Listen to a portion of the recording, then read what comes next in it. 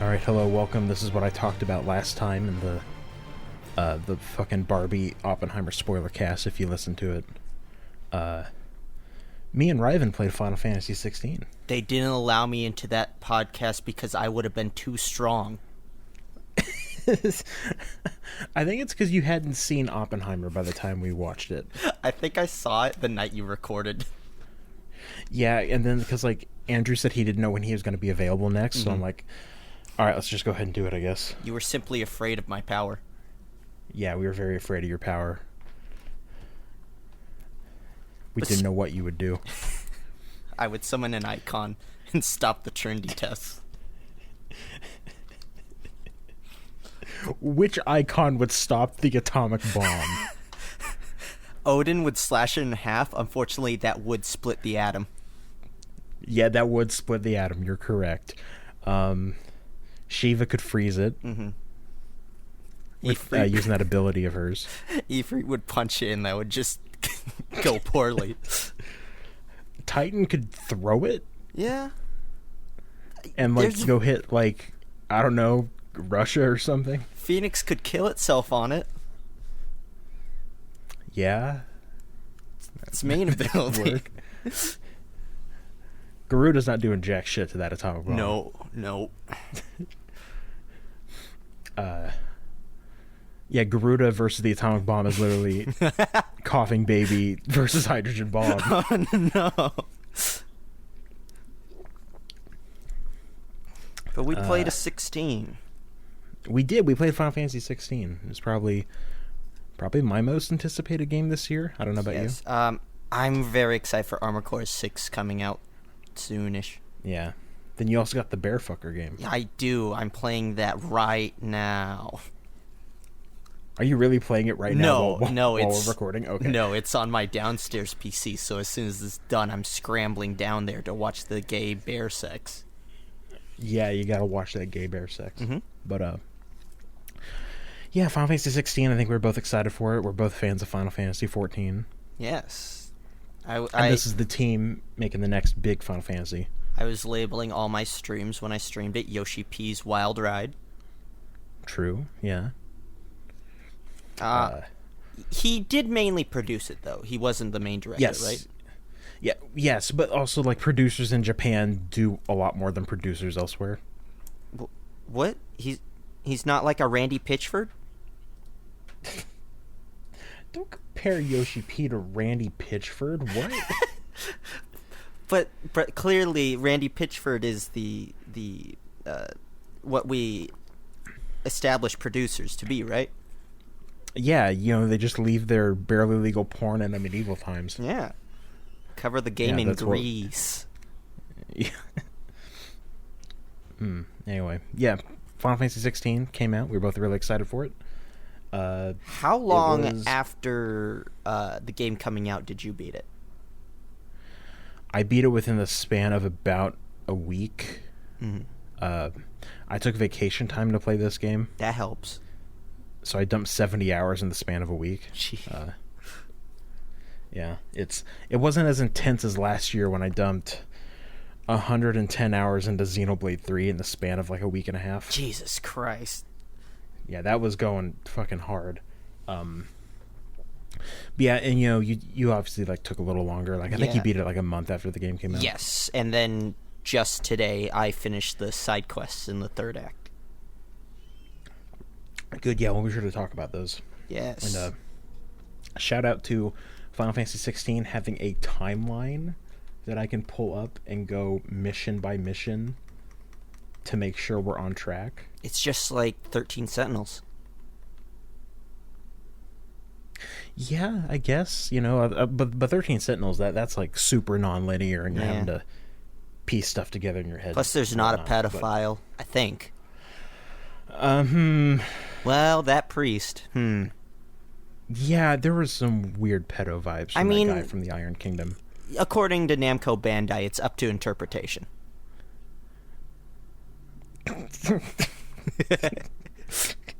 Yeah, Namco Bandai is like, yeah, this pedophile is up to interpretation.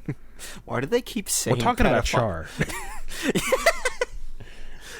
Anyway, Yeah, both of us were really excited for 16. Did you buy a PS5 for 16? I bought a PS5 for Resident Evil 4, and the fact that 16 came out afterward was a real good bonus.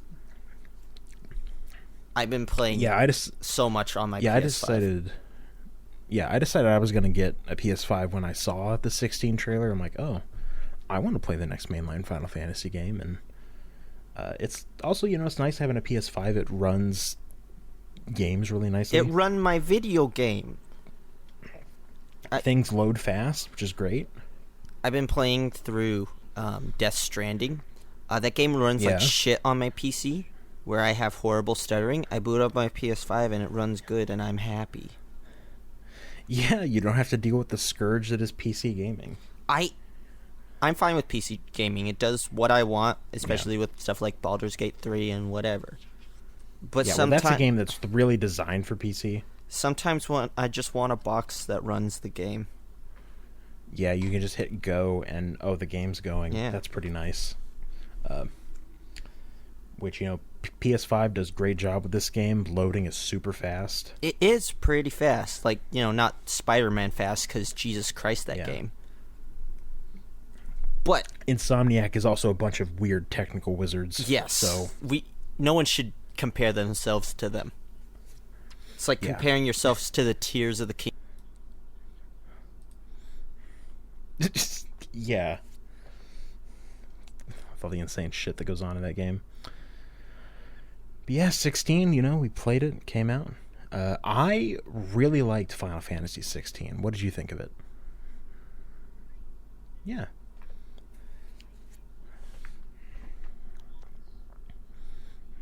Sure.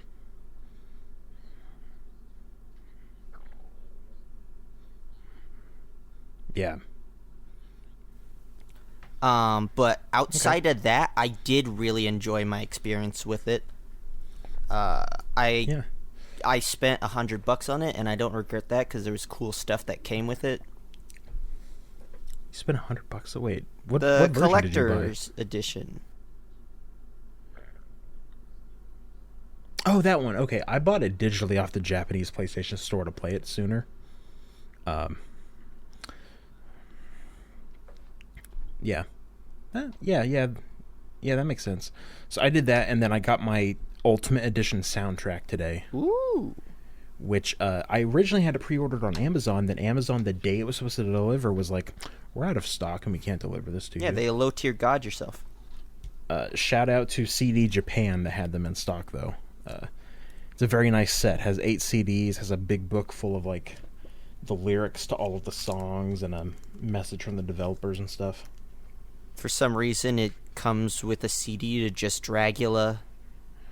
It's just Dragula, Rob Zombie. Yeah, that was a weird addition.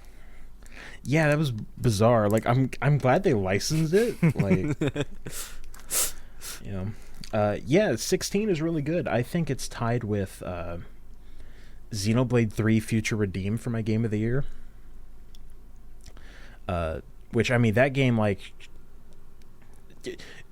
I'm not gonna talk too much about Future Redeemed, but like that game has some really insane shit towards the end, which made me very hype and appreciate it a lot.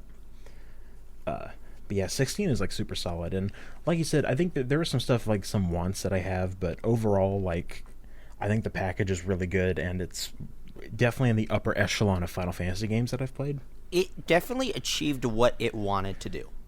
And I think that's what a lot of people I feel like too many people who discuss games go like, "Oh, why isn't it doing this?" When like I feel like it's more not objective, but like you should look at what a game is trying to accomplish and see if it's accomplishing that well, rather than what it's what you think you want it to accomplish. Yes, I agree. That's kind of how I try to like look at games. I think that's why when I played Final Fantasy VIII this year, I was able to appreciate it so much. Mm-hmm. Which I played every mainline Final Fantasy game that I missed this year in preparation for 16. Because there wasn't a whole lot at the beginning of the year I was interested in playing. God, I went through 1 through 3, 5, 8, 9, 10, 2, and 12. And so now I've played all the mainline Final Fantasy games, and so I can say, hey, I would put Final Fantasy 16 probably in the top 5. Yeah, I think it does a lot of stuff incredibly well. Okay. But yeah, we both really enjoyed 16. I know, kind of, going into it, there was the marketing cycle. Do you think the marketing cycle for this game is weird, by the way? I mean, a bit. Like, you know more about a whole of RPGs and Final Fantasy more than me. I was just coming at it at, like, I know the DMC5 combat director is playing. Mm-hmm. And Final Fantasy has cool stories. Like, my RPG fave is the Kingdom Hearts games. I fucking love those games. Yeah. So I usually I looked at the beginning trailers and stuff. I'm like, it looks neat. I played the demo. It played good. And I was just like that. Which, because I keep seeing people saying that the marketing for this game was really weird, and I think a lot of that comes from the fact that Yoshi P does a lot of interviews, because that's kind of how they do a lot of, like, the 14 stuff. Mm-hmm. So, and, like, a lot of those interviews, like, stuff was, like, taken out of context or mistranslated and stuff. Like, do you remember the stuff about people of color? No. Okay, so there was an interview, like, last November where someone asked Yoshi P about the diversity in this game. It's like, hey, where's, why is it mostly white people? And then the response he gave, it was, I forget exactly what it was. Hugo is over there being a bisexual from Jamaica. Or no. God, I imagine Hugo with a Jamaican accent. I can't fucking... That's what it is.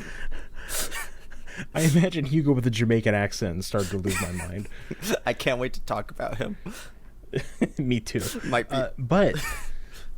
But a lot of, like, the response was basically him going, like, hey, we're aiming for, like, a sort of medieval European fantasy setting. Mm-hmm. Kind of what they're aiming for. And then a lot of people took that as, like, oh, there's not going to be any people of color in this game. But then you play the game and there's a whole country of people based off, like, the Middle East. Yep. Yeah. And also, gonna be honest, might be a good thing that there aren't really black people in this game. What are you talking about? I think David Cage handled doing something like that excellently.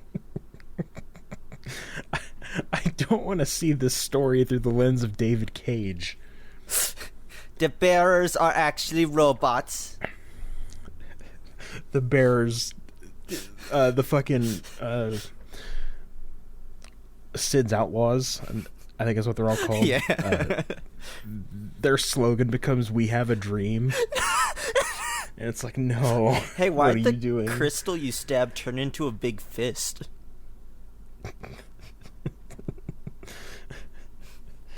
You know what? There is one David Cageism. Hugo totally lives in a David Cage apartment. It's too fucking big. He lives in his goon cave. But yeah, I thought, like, I just kept seeing takes about, like, oh, the marketing of this game is so bad and weird, and I'm kind of sitting here like, I don't know, this is all pretty standard stuff. They're giving you trailers. Mm-hmm. We're getting gameplay presentations. We got a demo. I don't see what's so uniquely bad about this game's marketing compared to any other game. New thing bad, old game came out when parents weren't divorced. True, yes. But also, I have the amazing superpower to just avoid discourse like that. It rules. So I wish I had that power. Yeah, it's great. So I just looked at the trailers being like, wow, pretty game. And then you play the demo, and it's like, whoa. Whoa. Clive, huge tits. Right there on the screen. It's like, whoa, dude. You look huge. Gav going up to Clive. Clive, but honestly, bro, the only you look huge. the only impression you need is the Goat King recon. Yes. To know. Did you see his Final Fantasy XVI Twitter video? No, I haven't. It was after he played the demo. After he played the demo, he was like, music goated, characters goated, storytelling goated, everything in this game goated. And I'm like, that's the only impression that I need. Genius. Yeah. And there was like some review stuff whenever this game came out, but what? Yeah. Polygon put out a bad review going. Did Polygon put out a bad review for this game? I just assume articles from Kotaku. I just assume Polygon or Kotaku. It's a 50-50 chance on which one puts out the shit article. Yeah, true. Because I remember Kotaku, like, they put out an article recently that's like a Final Fantasy XVI's gay romance doesn't go far enough. And then, like, Horizon West. Oh, yeah, that one. Okay. It's like, that one's actually really good. Something optional in a DLC. Yeah, so it's like you got to pay to see the gay. Yeah. And even then, you could avoid it. It's fucked up. Because, you know, you could cut it out. You could, like, easily cut that out for sale in other countries. I would simply... Meanwhile, 16 is banned in Saudi Arabia. Which is hilarious. Yeah. You know what? That part is false marketing. I'm like, Saudi Arabia banned it. There better be raw-ass gay fucking. And I'm like, oh, they made out. That's nice. Oh, they made out twice. Oh, they really hate that second one. Yeah, they really hate that second one because it's up close. Yeah, I don't know. I find the takes that this game's marketing was bad very weird. Mm-hmm. Kind of in general. I do think some of the reviews were kind of strange. How much of it do you think is lingering anti-Japanese sentiments of the gaming journalism world? I think there's probably some of that. That's definitely still something in this industry. But, oh my god, I'm just imagining the amazing G4 segments we would have got. You know that bit in Eric Andre's show in the first episode where Eric Andre is dressed up as a slave and running away from a slave master in a Civil War reenactment? Yeah. They would recreate that, but with only white people. I don't want to fucking think about that. I do. But I mean, yeah, you saw stuff in reviews being like, "Oh, this game turns into stupid anime bullshit." See, as a big Kingdom Hearts fan, I'm like, yeah, you know it. I was like, hell yeah, I want to see what that is. They are simply weak. Yeah, so there was that, and there was discourse around like this game. First off, this game not being a Final Fantasy, which people who say that are fucking stupid, but. Actually, no game has been a Final Fantasy. There are no fans of the Final Fantasy series. For each single game has its individual fans. Thus, what series was that tweet originally about? Mega Man. Mega Man? Yeah. Okay. Mega Man series as a whole does not exist.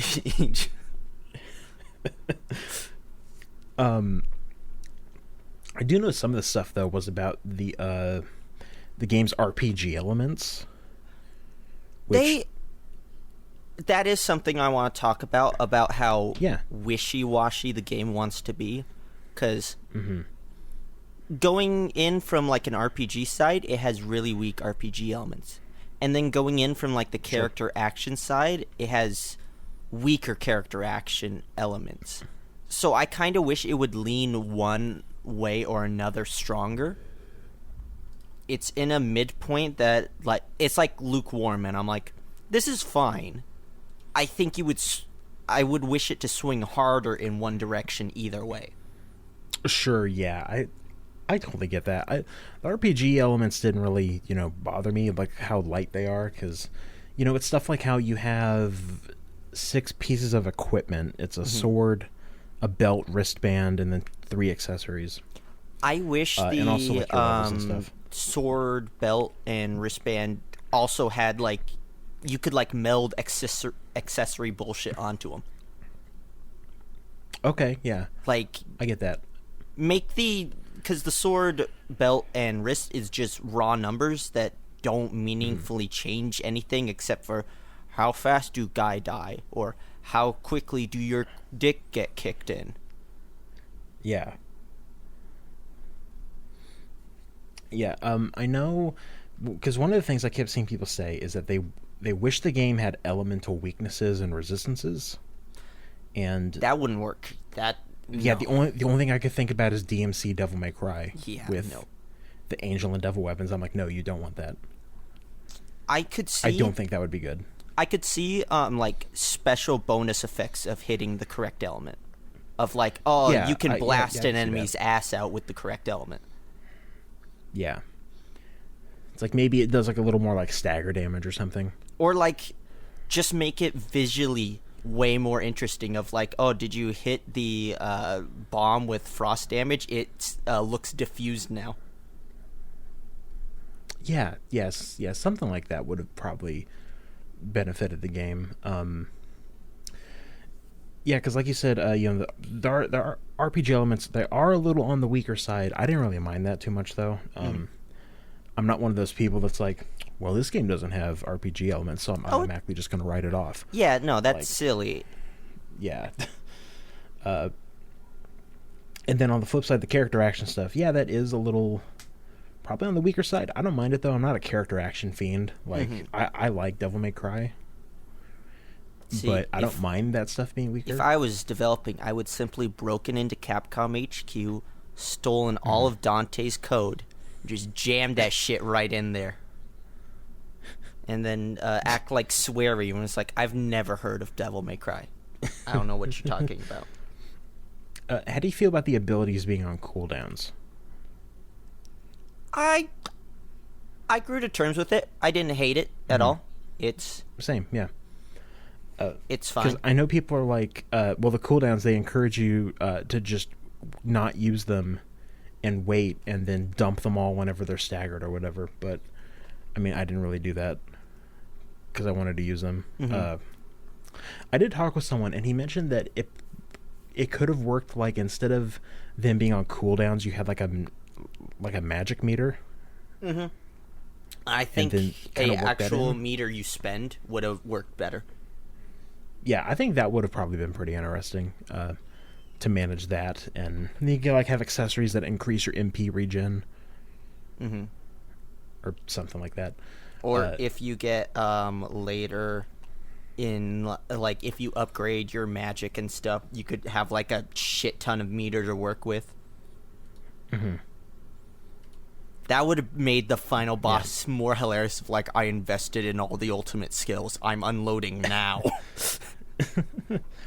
Yeah, I did watch. It was Pat. Pat Stares At on Twitch, because I've been listening to their podcast and stuff, and he was talking about how he doesn't like the game is too easy, and Just take off your armor.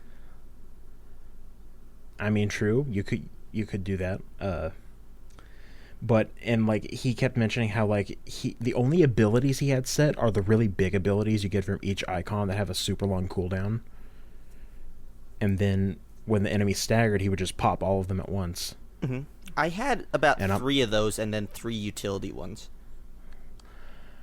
I can tell you what I have. I have the game open right now so I can look at the timeline. yeah. But let me go see what I got. Because I had Phoenix's big ability, because that was a nice room cleaner.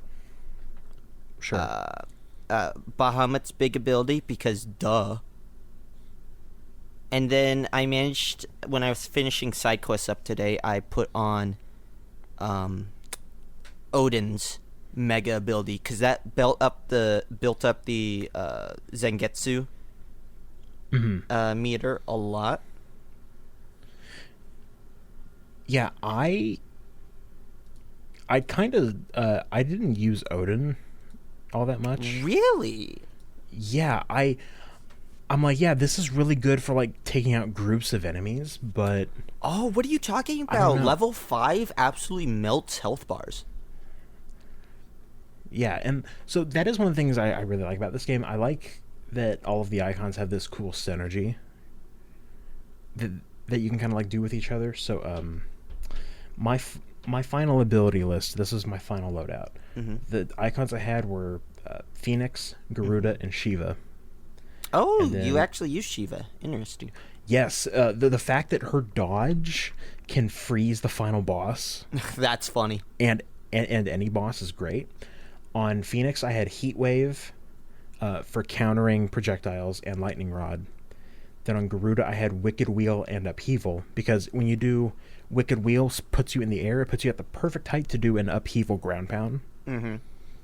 And then on Shiva, I had two Bahamut abilities, Impulse and Giga Flare. Which one was Impulse? Impulse is the little orbs. Yo, those orbs kinda built up Stagger a lot. It was pretty great. They do, and if you combine that with Lightning Rod and Giga Flare, you melt health bars while in the stagger state. Yeah, I was working with Phoenix's big ability, Ignition. What's that Titan counter ability? That one is funny. Oh, yeah. The Titan counter ability? Beginning of the game, opening every fight with Ignition and dragging every enemy to the back-ass end of the map is hilarious. Ignition is such a funny move. The noise it makes is hilarious. Yeah, it's great. This game has really good sound design in general. Every Titan block is like so crunchy, and it just keeps hitting the good brain chemicals. But the move where Titan puts up his arm, and then if the enemy hits you during that, you can aura him like 30 times, and it absolutely destroys half a stagger bar. Yeah, this game has so many really good abilities, it's hard to choose. Except for Ramu's circle ability. That one's fucking the shot lock. Man, why did they take a good Kingdom Hearts move and made it bad? Yeah, the second I got Titan, I'm like, all right, I'm not putting this one back on. I don't get why you can't move for shit while in that mode. Because, like, if I was still mobile, it could just dash around the arena. That'd be great. Yeah, like how you are with Bahamut. Yeah. I actually liked using Bahamut's ability a lot. Unfortunately, like, can you upgrade it so it goes more than level 2? Let me double check. I have it open real quick. Because I might have actually used it more. Yes. Okay. You can take it up to level 4. Okay, I should have done that. Yeah. I was trying to use Bahamut's ability for like a little while, but having to like wait and then like dodge out of the way. I feel like it should have given you I could just... a attack. Yeah. Oh, actually, I think you can still shoot. No. No. Okay. No. Well, what I was thinking of is Bahamut has an ability.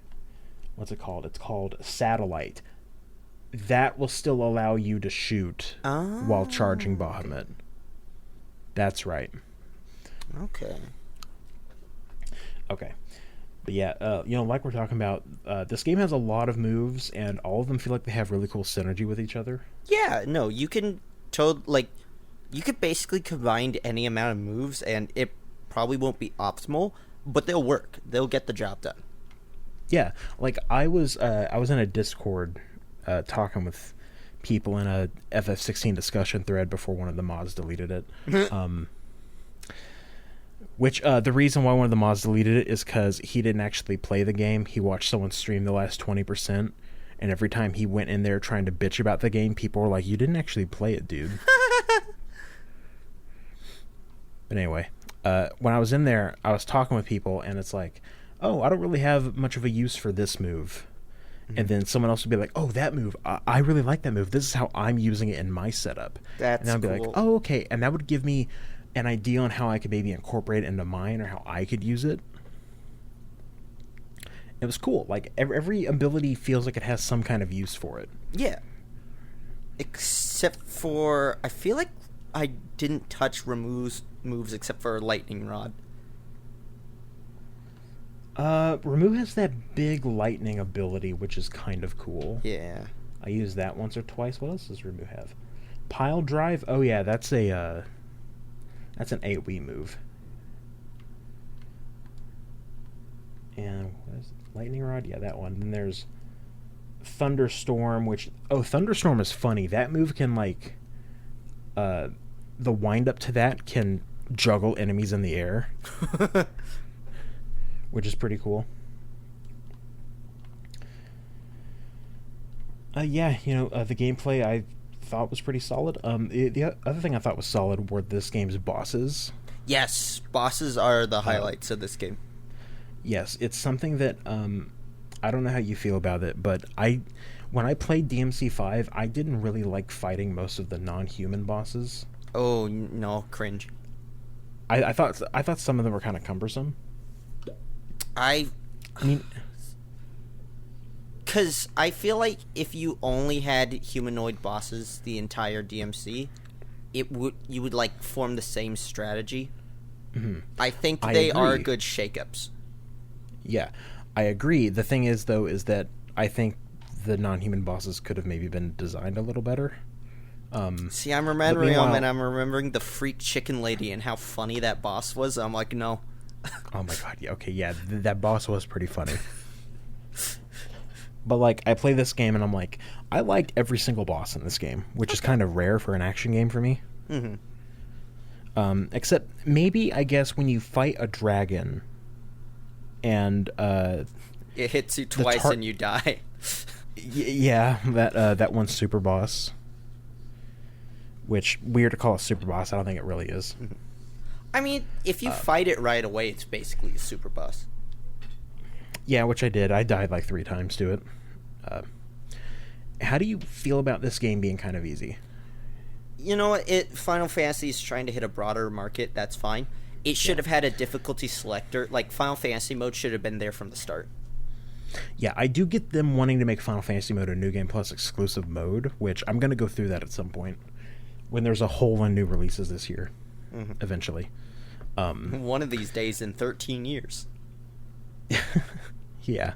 But as someone who played a bunch of Final Fantasy games this year, Final Fantasy is not really a hard series. Like, it never really has been. I presume so. It's a series that's pretty easy. Like, the hard RPG series is the SMT. Yes. Yeah. John SMT, he'll kick your dick in. Like, even the hardest Final Fantasy game is probably 13. That's because you're spending so much time looking at lightning and be like, I need a protector, right?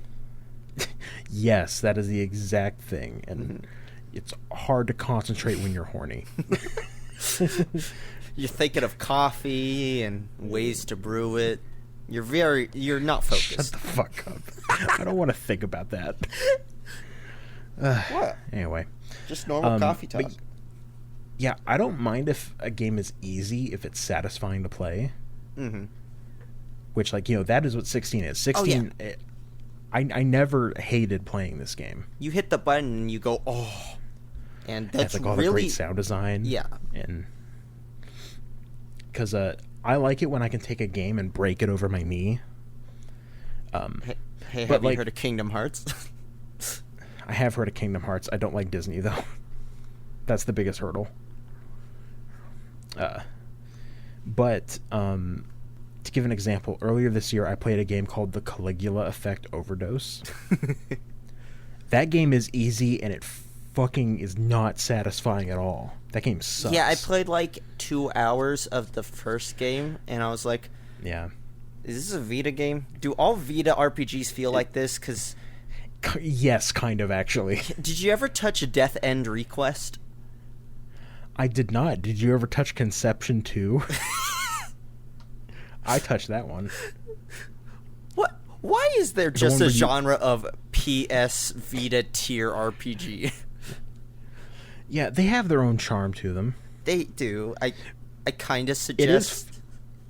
It is fucked up that every, like, not PSP, because PSP has like some bangers on it, but every Vita RPG is just eclipsed by Persona 4 Golden, the port of a PS2 game. Yeah.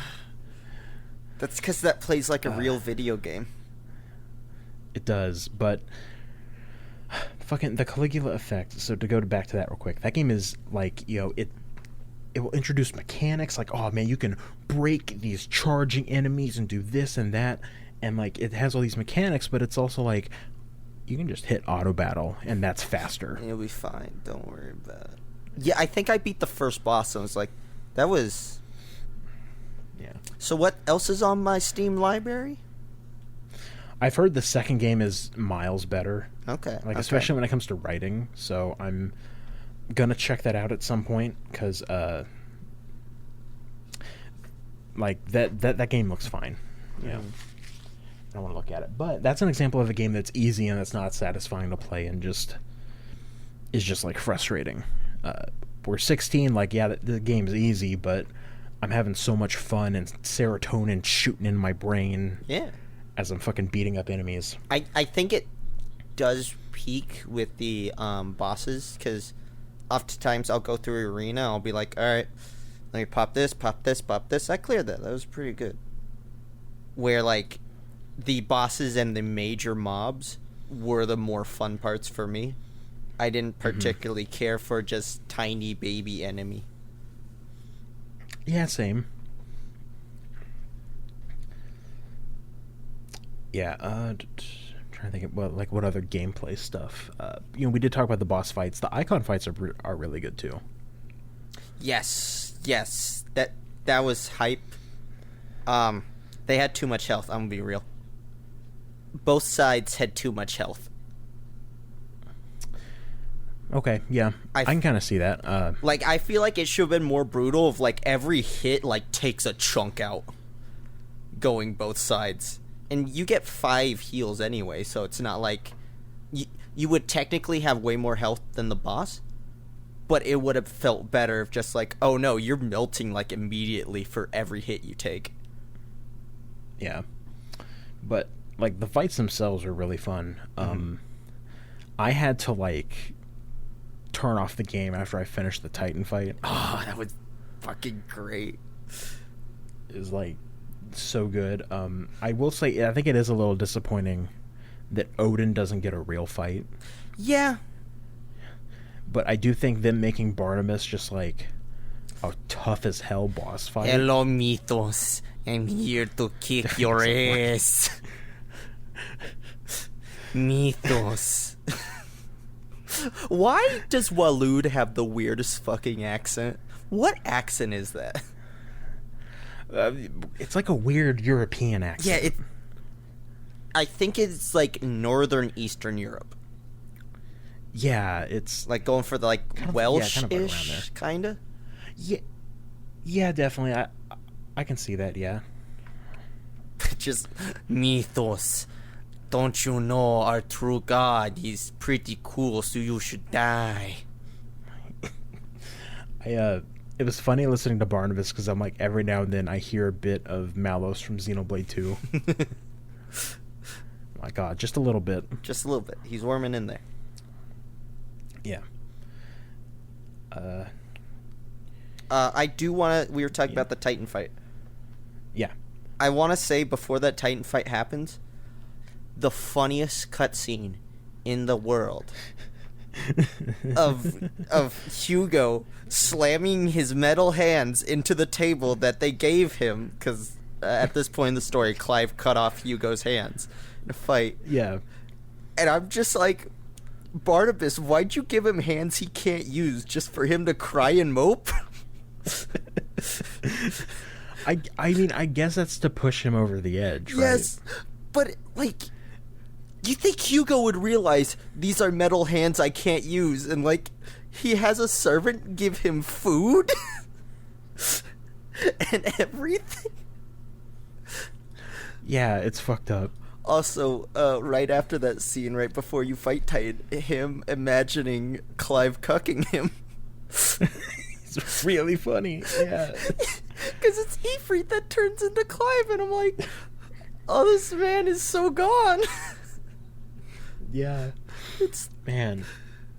Oh, funniest villain they've ever made. Right behind Xenos. Oh, yeah. Yeah, definitely right behind Xenos. Oh, Xenos would laugh so much at Hugo. He would. And then he would fucking own him. He'd cut his metal hands off and be like, "You don't even deserve those." Man, I think we could probably start talking about the story and more. Yes. Oh, well, I guess there's like some other stuff we could hit on, like how the game looks really good too. Game does look good. I wish it ran better on performance mode. True. Yeah. Did you play it by turning the motion blur off? I know they added that. Yeah, I turned motion blur off. Came out. I didn't mind the motion blur. It's fine. Yeah, I didn't mind it either. But then, like after I beat the game, like let me turn off motion blur and see what this looks like. I'm like, oh, this looks way better. My main problem is if you're gonna have a performance mode, keep it at 60. Have your fancy resolution mode be called the fidelity mode. This is the social contract. Yeah, it's the social contract. I do think that at the very least it was mostly 60 in combat. Yes. I don't think I got any major dips. Except for this recent session I played where the camera kept getting stuck in the ass of the environment, which was dipping the FPS in weird ways when I was fighting Pandemonium. Yeah. Oh, yeah, did you complete all the hunts? I did, yes. Yeah. Yeah, the hunts were fun. Yeah, I feel like they should have had more of those enemies in the regular fights. Probably. Did you like the red chocobo? Red chocobo was funny. I thought the chimera, the strongest chimera, was a fun fight of, oh, you're just doing 14 mechanics. It was, yeah. It's really funny playing this game, and it's like you see 14 AoEs pop up. I'm like, okay. Oh, I see what you're doing. Character action games need those. Yes, actually. I think the boss fights in this game are really well designed, and I think having those AoE markers... You know what they should start doing... Is good. Now for those types of games? Make it a bullet hell. Just, like, while you're doing your action combat, the boss will be like, okay, here's 5 million bullets from the side. Let me tell you about a little game called Nier. Wow, I never heard of that game. Yeah, it's a little indie game, underground. I've heard of it, but Nier Automata is actually pretty niche. You wouldn't know about it. Mm-hmm. Yeah. You want to play Nier Automata in my Mojo Dojo Casa House? Casa House. Okay, sorry. While I interrupt every cutscene to explain the plot to you. I'm like... So, the scene in Barbie where they're doing their plan, just instead of the Godfather, it's Nier Automata. Wow, I've never heard of Nier Automata before. Do you want me to explain it to you in Yoko Taro's Genius? Well, you see, this is technically a sequel to a game called Drakengard. I need Clive wearing the I'm Knuff hoodie. Oh, yes. I saw Kenpachi wearing the I'm Knuff hoodie. Oh, man. Yeah, the game does look really good. I think the environments all look great. The second half of the game kind of having a purple filter is kind of weird. I hate that sky so goddamn much. I'm be real. Yeah. I thought that game made it, or that sky made the game look worse. All the environments turned way shittier. I'm like, come on. Yeah. I get what they were going for, though, like kind of like the mood and atmosphere. I feel like it should have been shifting from normal to pink. Like, I don't know, after like every area transition or something. Just to show you that the atmosphere is in flux and is all fucky. So you could occasionally have good shots. Because you know what it reminded me of? And I was thinking, you know that the 12'swood area, the quarry mill, when the lightning effects turns on? Oh, God, yeah. It's like... It reminded me of a less bad version of that. Like, it obviously didn't look that bad because nothing looks that bad, but... Yeah, nothing looks as bad as that. Like, the pink flashed and, like, whited out everyone's face during a talking cutscene, I'm like, did no one look at this? Yeah. Do you think this game has the worst character models you've ever seen? No, that's... the argument was the worst say, NPCs ever seen. Like, yeah, that's... Yeah. They look perfectly fine. Like... Yeah. I play PC jank. I know what a bad character model looks like. I've played Vita RPGs. I know what a bad character model looks like. I played the Caligula effect this year. That game's character models suck. Like, these look better than even Baldur's Gate 3 character models. Yeah, it's... Yeah, all the character models look fine. The only time someone's character model looked bad was the one cutscene where they use Clive's combat character model in a talking cutscene, and I know what good-looking Clive looks like. So I saw that, I'm like, oh my god, what they do to you?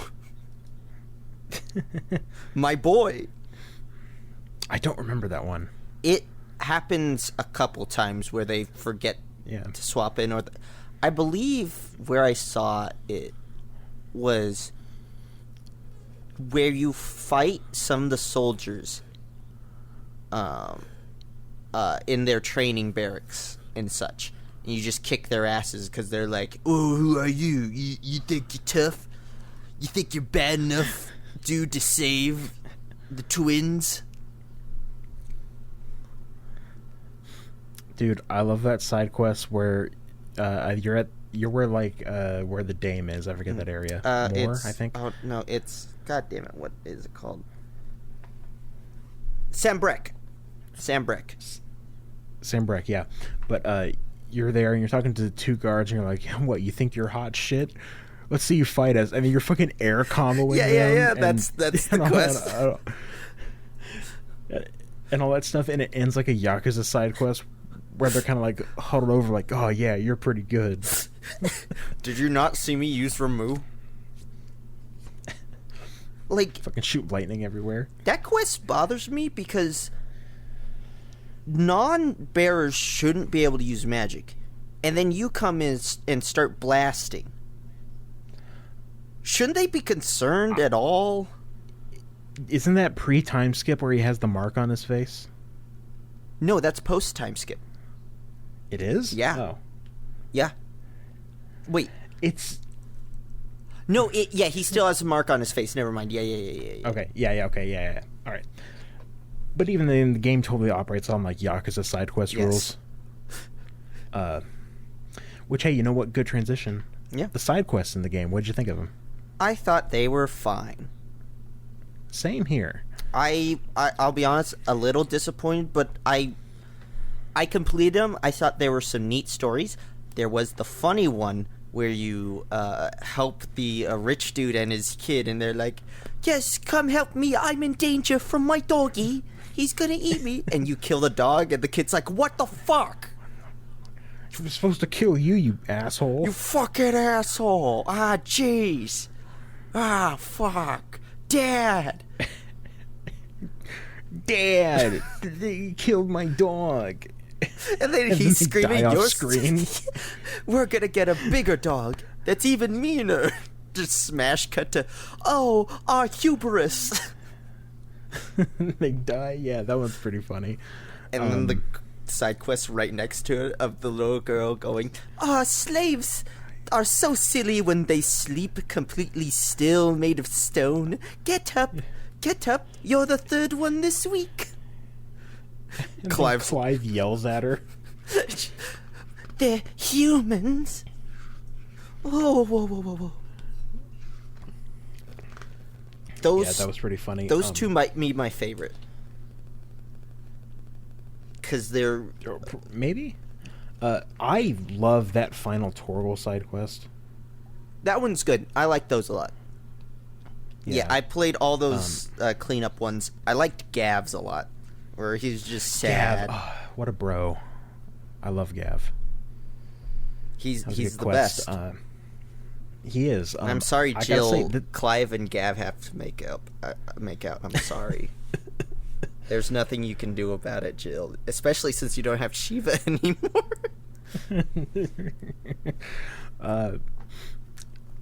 Yeah, I really like this game's side quests. I think it's weird how you read some impressions about this game, and people are like, oh, these side quests killed my dog and burned all of my crops, and it's like... The starting ones are incredibly middling to, I'd say, bad, of just like, go get dirt! And I'm like, fuck off, dude. I didn't like those side quests at first either, until I had someone explain to me the reason why those beginning side quests are so simple is because that's Sid having Clive get accustomed to helping people again after like 13 years of being a slave.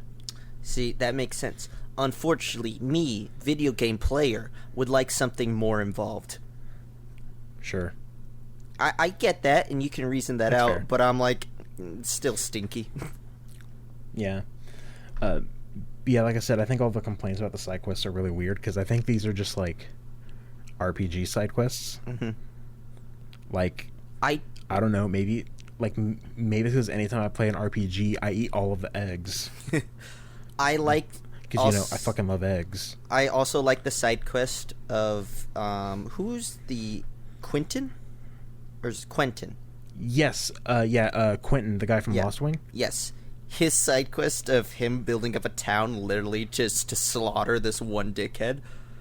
And I thought it was just going to end with him dead, I'll be real. And I kind of wish it did. Him helping near the end, that's good. I think it'd be stronger of like, oh, he tried to revenge it out and then just fucking died, and a bunch of people died with him. I do like the side quests that is after that, where you have to get Byron, Quentin, and the third guy to come together. All right, so I'm sorry, Gav. I have to talk about my favorite character, fucking Byron. He's so good. I want to make a Chad fan cam of him. He's the funniest man. God, yeah, I love that that introduction scene where Clive meets him again and he just reenacts the play. Yes. Well, first he bursts in with an axe going, I'm gonna fucking split you in half, you son of a bitch. And then I like the part where Byron shows up to the hideaway and Clive's like, what the hell are you doing here? And he's like, well, I came to give you all this money and help you out.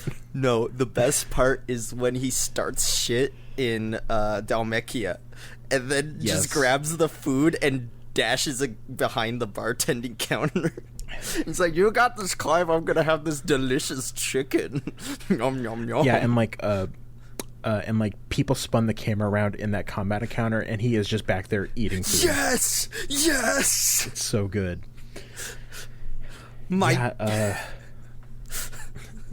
What an amazing character. He's great. I love that guy. I love how much he's defensive against his nephews, and I'm like, hell yeah, that's a real uncle right there. Yeah.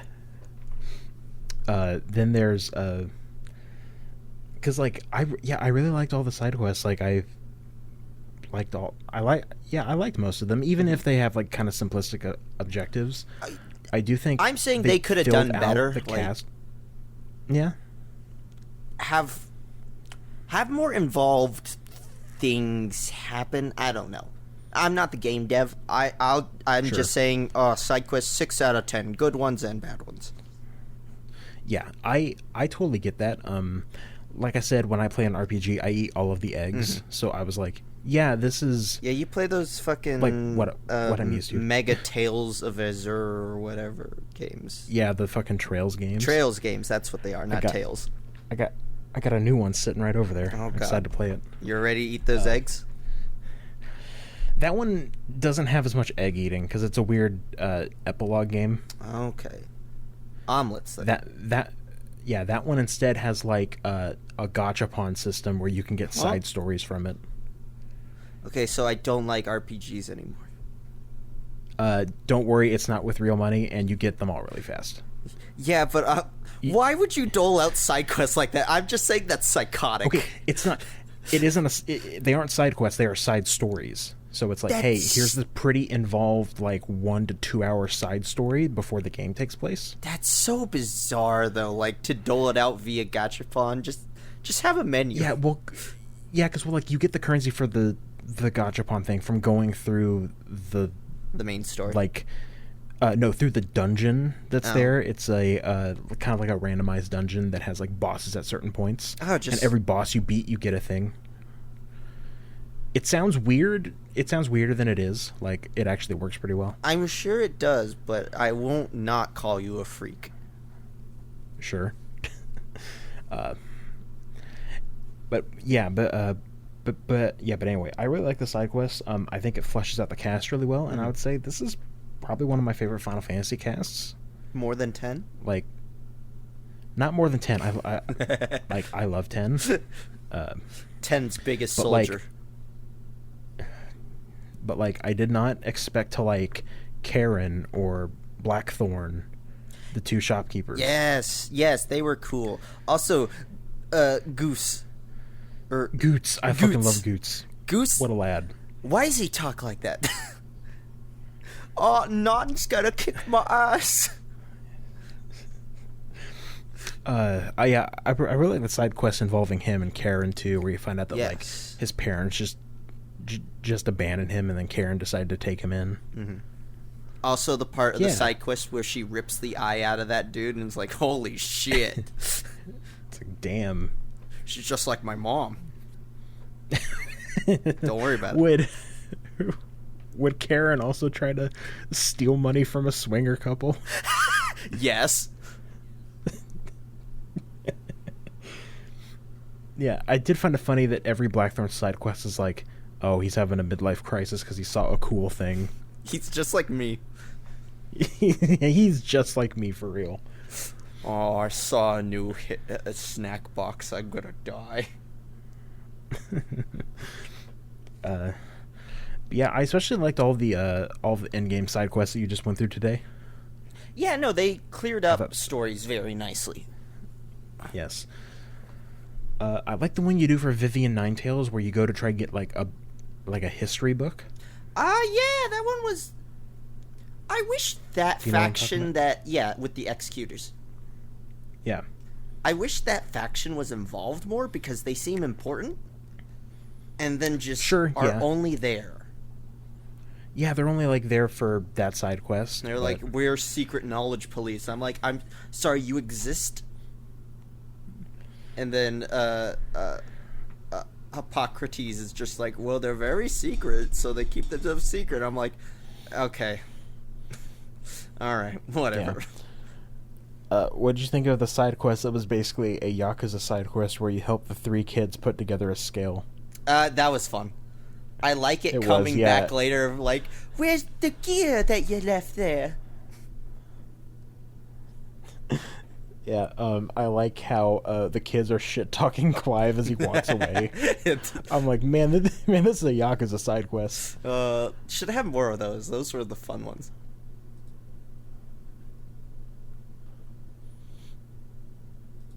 Yeah, I was trying to think of any other side quest stuff. Like, I liked all of the town people that they build up. You know, like we already talked about Quentin, but like Martha, Lubor, Curse Breakers. Yeah, the Curse Breaker stuff was good. I did like one of the final Curse Breaker quests I did. Willowed is fucked up country. I'm glad it's burnt to the ground. Oh, is that the one where you have to fight a hunt in the middle of it? No, it's the one where you go to the orphanage. Oh, God, yeah, that one. Just like, yeah, this orphanage is trained to make, to put the bear children in the meat machine. So they become super killers or die. Yeah, like, when it comes to RPG side quests, I'm like, I don't really care what the objectives or rewards are, as long as I'm getting good, like, character moments, story beats, lore, and world building. Mm-hmm. Then, yeah, I'm pretty satisfied with them. I do like the part of that where it reveals that it's a Willowed crime to bear the birther, or a bear. Not oh, yeah. Yeah, so the director literally killed his wife and then realized later he killed his kid. Yeah. I'm glad he's dead, though. Same, yeah. Yeah. Yeah, that's the general gameplay and side quest stuff. I guess now we can talk about the main story. Oh, one more thing about side quests. Yes. I will say there's no meaningful, like, crafting stuff at all, so stop giving me crap. True. Yeah, the magic ash and... I have 5 million like, of it, of iron. And nothing to use my gil on. Yeah, it is weird. Like, it kind of feels like there was going to be, like, a base building mechanic at some point. That's the RPG mechanic that feels weak. Of having all this crap in my inventory and nowhere to use it. Yeah, I have 1,270 magic ash and 1,160 sharp fangs. Fucking, why do you need that much? It feels, it does kind of feel weird that there's so much. Yeah, if anything, it's like that's the actual bad RPG mechanic of having thing you do fucking nothing with. Yeah. But yeah, I'm down to talk about plot. There's some of that in this game, right? Just a little bit. Okay. I hope there is. What have I been playing for the last 70 hours? Yeah, so in marketing and stuff, they talked about how the game was going to cover 3 time periods of Clive's life. His, like, teens, 20s, and 30s. I do kind of wish it was old man 50s Clive. That would have been funny. But I did not expect the teenage part to just be the prologue. Yeah, about, like, 2 hours or so. They could have extended it, I feel like. Maybe a little bit, but I do think it sets up what it needs to. Mm-hmm. I kind of wish you played a little bit of Clive as a slave for Sam Breck. Other than, like... Okay, yeah. Like, I feel like you could have expanded, his shit is wrecked at this point. Other than that, I don't know about any other expansion. Yeah, I know people have been talking about wanting DLC for this game. Yeah, I think you could do something with Leviathan. Yes, that'd be cool. I feel like it should be like the Fallout 3 DLC, where you just get better and play after the end of the main story. Okay, see, the only thing I know about Fallout 3's story is that one cutscene where the guy's like, "No, I will not deny you your fate," or whatever. That's what I'm talking about. Because your character in Fallout 3 dies, and when the DLC came out, that you just booted to the DLC, and it just goes, "You got better. You didn't die." But yeah, you know, the game starts off with Clive in his teens. We get a lot of establishing stuff. See him and Joshua, how he protects him and stuff. We meet his bitch-ass mom. White woman Annabella. who sucks. Yeah, white woman who sucks. Very popular archetype. People were complaining that she should have more reasons to, you know, be as psychotic as she is. Medication didn't exist back then, so I just assumed she was crazy. She just like that. Yeah, like her whole motivation is eugenics. So, like, yeah, like, I don't think she needs to have really any more depth. Really, the main villain is Clive and Joshua's dad for just putting up with her at all. Mm-hmm. Because you find out in the Active Time lore that she's his cousin. The reason why they did the whole cousin marrying thing is because Clive's dad didn't become the Phoenix. So they're like, well, let's get someone else in the same kind of, you know, gene pool. Didn't Clive's dad get murdered as well? Yes, Clive's dad got murdered. Yeah. Oh, wait, no. Yeah. Sorry. I thought you said Clive's dad's dad. My brain farted. Okay. Anyways, okay. Yeah, Clive's grandfather was the Phoenix. Okay, yeah. Then Clive's dad didn't become the Phoenix, so he's like, let me marry my cousin. That's normal. So we're in the same gene pool. So that way we give birth to the Phoenix. And even then, Clive wasn't the Phoenix. And she got real insane at that point. Yeah. Which, like, yeah, I'm fine with Annabella being like a one-note villain. Yeah. I think that's fine. I think having it just an evil bitch. Listen, she exists in real life, so don't gotta get more complicated than that. Yes, I have seen people like her. They're at Arby's right now. Yeah, right now. Eating the beef and cheddar. Are you gonna let them take away your beef and cheddar? But yeah, like you do like a little mission there going to Stillwind. Mm-hmm. And like that kind of first dungeon. Yeah, hang out with Wade and who's the other one? Oh God. Tyler. They should have called them Biggs and Wedge. I know. It was such a missed opportunity. Yeah. Yeah, but one thing we didn't talk about is that the game, you go into action stages, which are designed exactly like Final Fantasy XIV dungeons.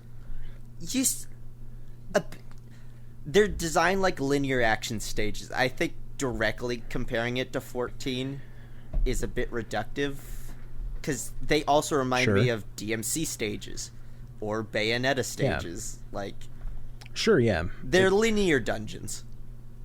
Yeah, they are linear dungeons. I remember seeing some people complain that like there wasn't any exploration in them. That's not what they're for.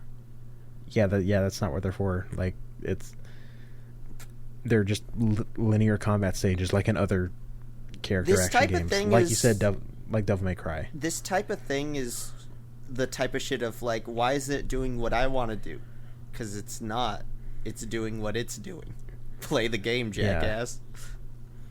Why doesn't this game have driving in it? Why is it set What if Clive had a sick car? I should be able to hire prostitutes as Clive. In my car. In Vice City. Yeah. In Vice City. Are you sure you don't want to play Vice City? No. This game has to be it. No, yeah, this game needs to be Vice City. People act like that. Like they love one game and they want every game to be that. Yeah, it's... I've seen people do that with, you know, like you said, Devil May Cry or Bayonetta. I'm like, well, not every game is like that. Nope. It should have been God Hand, though. True. I'm sorry. Clive doing the ass slap attack. Or the pimp slap. Yeah. Hold on a second. They should have been cooking different. I like what they cooked, but... If, I don't know. I was thinking about, like, if in battle, Clive's, Ben Starr, Clive's voice actor, if his mic just got really bad. While he goes, ha, ha, ha. That'd be really good. Anyway.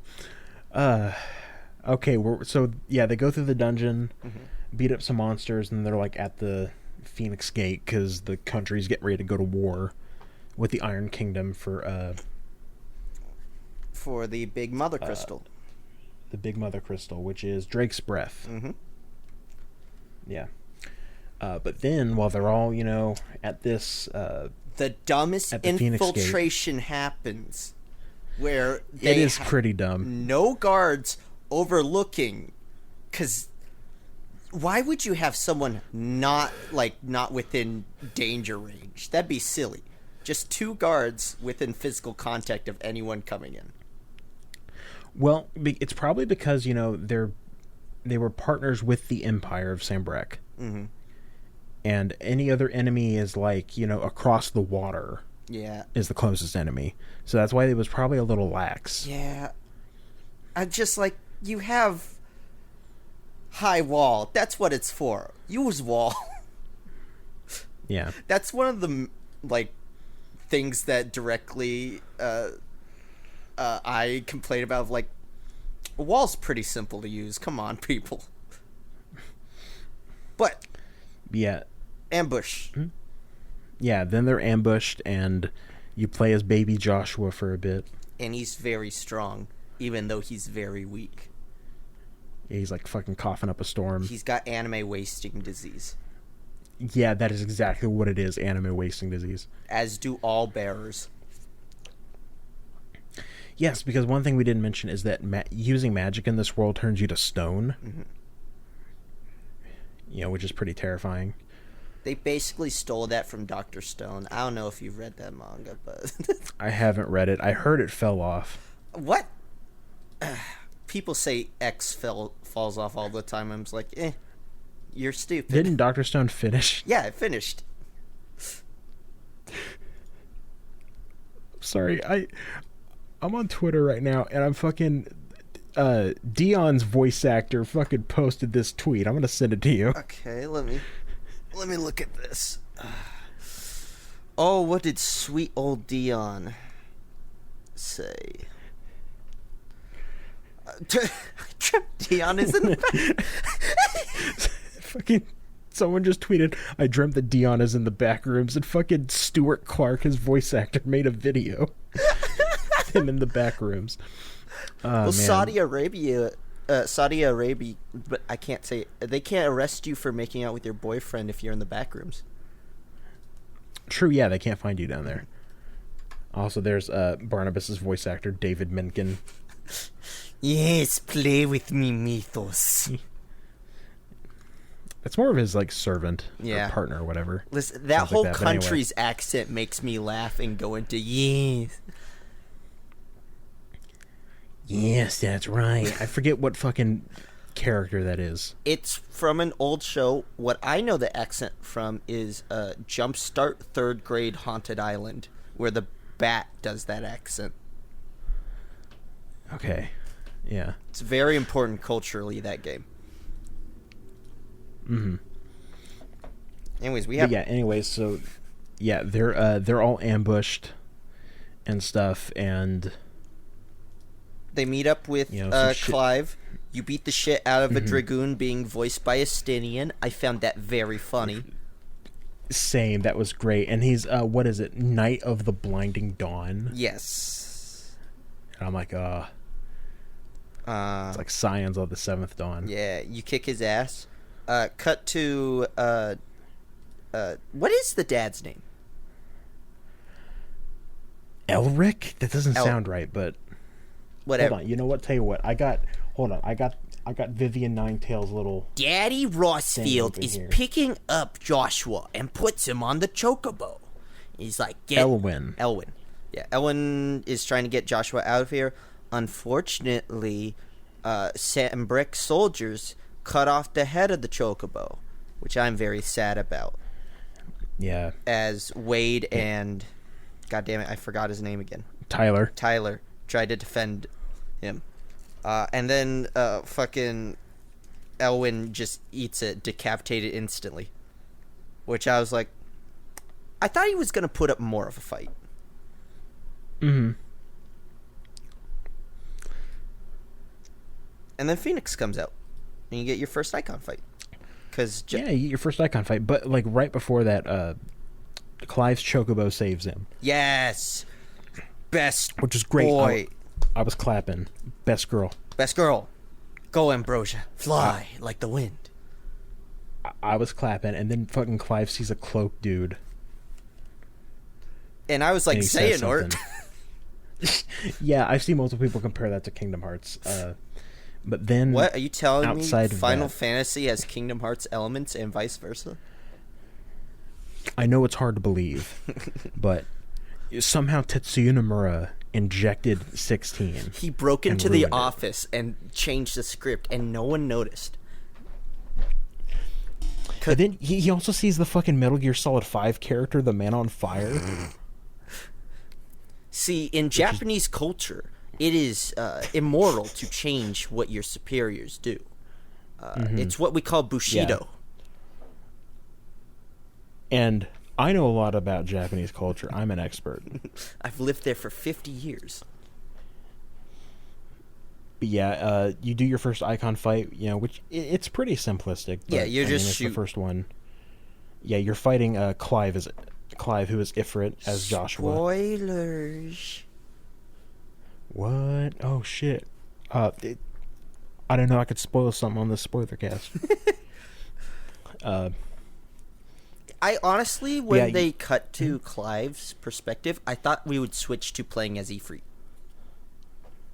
Yeah, I did think that too.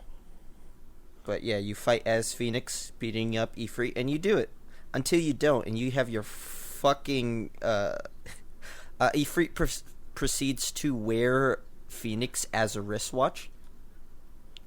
Oh yeah, just fucking burst his hand through his chest. Yeah. I think it's a tasteful accessory, if I'll be honest. Mm-hmm. It's like bird feather earrings, but bigger. Yeah. And then Clive, he doesn't really understand what's going on, so he blames this hooded man for being... Who is he looking Ifrit? through in that cutscene? Because he sees Ifrit killing Phoenix from a third-person angle. Yeah, I think it's just supposed to represent how he's disassociating from the situation. I was thinking, is that Torgal? Does Torgal have a weird view right now? I don't know. It's like, yeah, Torgal vision. yeah. Well, you see, it can't be Torgal because you're not seeing in black and white. No, he has human eyes. Yeah, like my theory for Endwalker. I hate that dog. The fucking gold dog with human eyes. Like, that's why when you look through its vision, it can see color. Anyway, then... One manic there's breakdown the 13-year later. time skip. Yeah. Yeah, he has a breakdown, which Ben Starr, Clive's voice actor, is great. He does a fantastic job. Oh man, you suggesting DLC during this time, I was like, oh, this is just like the FF15 DLC dimensions. Oh, also, I looked up that video that Dion's voice actor made. It's really good. Oh no. Alright, let me... With fucking Dion in the back room. I was falling, and then nothing but the smell of moist fabric and the deafening din of the illuminating devices. I don't know if you can hear me, Darren. Listen to that. But I am scared. You know what? I'll even put it in the podcast, too. Uh-huh. I put a marker down for it. That's really good. I'm scared. I'm scared, Terrence. It's good. But then, yeah, like, it cuts to morning, and you find out, oh, Annabella, she betrayed the Empire, and... I think that's one of the more brutal cutscenes, because she's like, yes, don't kill my son, send him to slavery. And then both handmaidens just get their necks sliced, and I was like, yeah. Really? They would have served you still? Are you that petty? Oh, yeah, she's just really petty. We have Do you think Clive she is sold as a slave. buys Wonder Bread?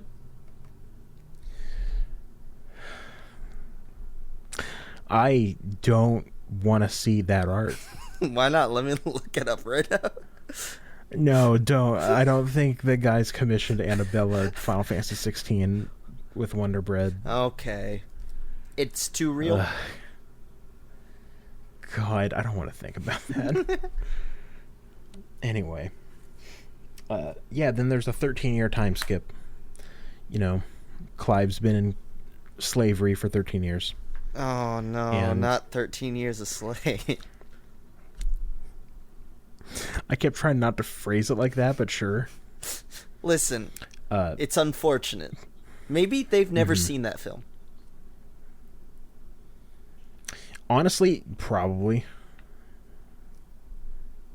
You know, that's more like to American history, not really. Yeah. I just like the idea of the American translation team getting the script and we're like, oh, we gotta... Is this gonna be copyright infringement? Oh, shit. Well, I guess Koji Fox is also on the team. He would have known. Still love the story of Soken meeting Koji Fox and be like, oh, you can rap right now. Rap on this Mario Hoops 3-on-3 soundtrack.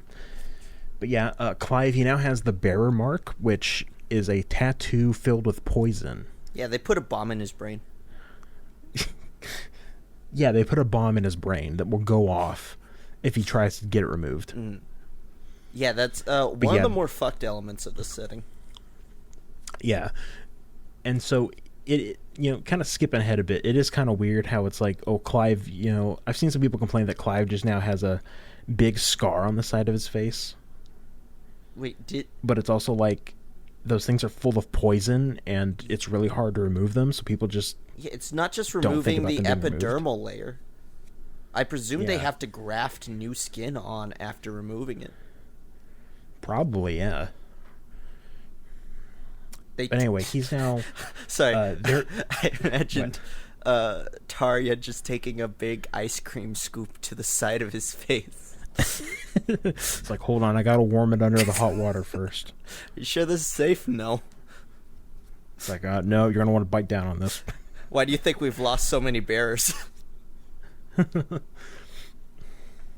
Tarja is cool, too. I liked her. Yes, but we'll get to her. Yeah. We are currently we will in a big battle between the Titan and Shiva. Yes, because their whole goal, he's a part of the Clive is a part of like some group of bearers from the Empire, and they're going to capture Shiva's dominant. I like how they're all named after dragons.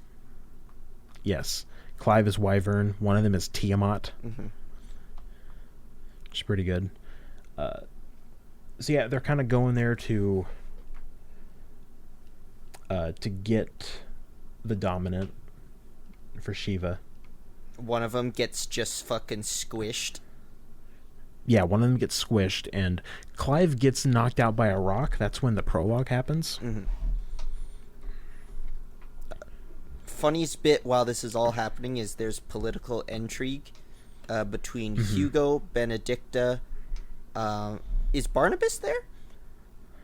Yes, Barnabas is there. He's rejecting their help. And what's his name? Who's the field marshal for the desert country? God, I forget his name.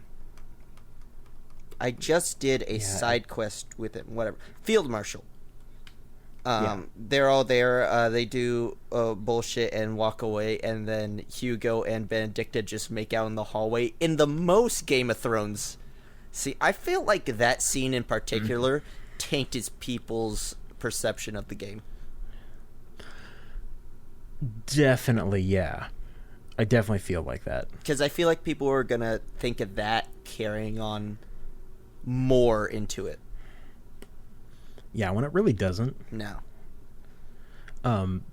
But during that scene, it's also obvious that Benedicta doesn't care about him. You're going to come back, right? Yes, you'll warm my bed, right? I get cold at night. I need a big widget blankie. Word for word what he said. I can't believe you remembered the whole script. Yeah. I always remember everything Hugo says. Yeah. I like whenever Benedicta runs into him and then she's just like, you cock. It's like, all right. Anyway, there's a whole like battle with Titan and Shiva. It's cool as hell. It is very cool. Like, it's cool how like as you're Clive, you're like the world's kind of changing, like kind of getting destroyed by Titan, and ice is coming down and stuff. And y'all they stop fighting, and your scout party sees the group huddling the dominant away, and turns out Clive's looking at her. Wait, no, he doesn't recognize her at first. He goes down and he beats the shit out of her. Which, not great. That doesn't look great on you, Clive. Yeah. But then he looks into her icy blue eyes and goes, Jill? It's Jill, who was with them in the prologue, because she was his like childhood friend from, and also like a ward from the Northern Territories. Well, who was like living with them. Technically, it was a weird marriage off thing Yes, I forget exactly what it is, but it's like it's a term where someone like a child is like a royal child is given to like another country's royalty to live with them as kind of like a safety measure towards like, hey, if you do anything, we could just kill her. Mm-hmm. Yeah, I forget exactly what that's called, but I believe it's called a hostage.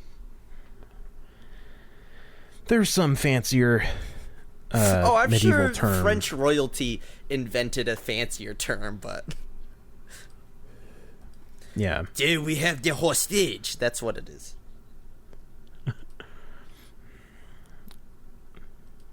But yeah, so then he's like, it's Jill. I can't believe it.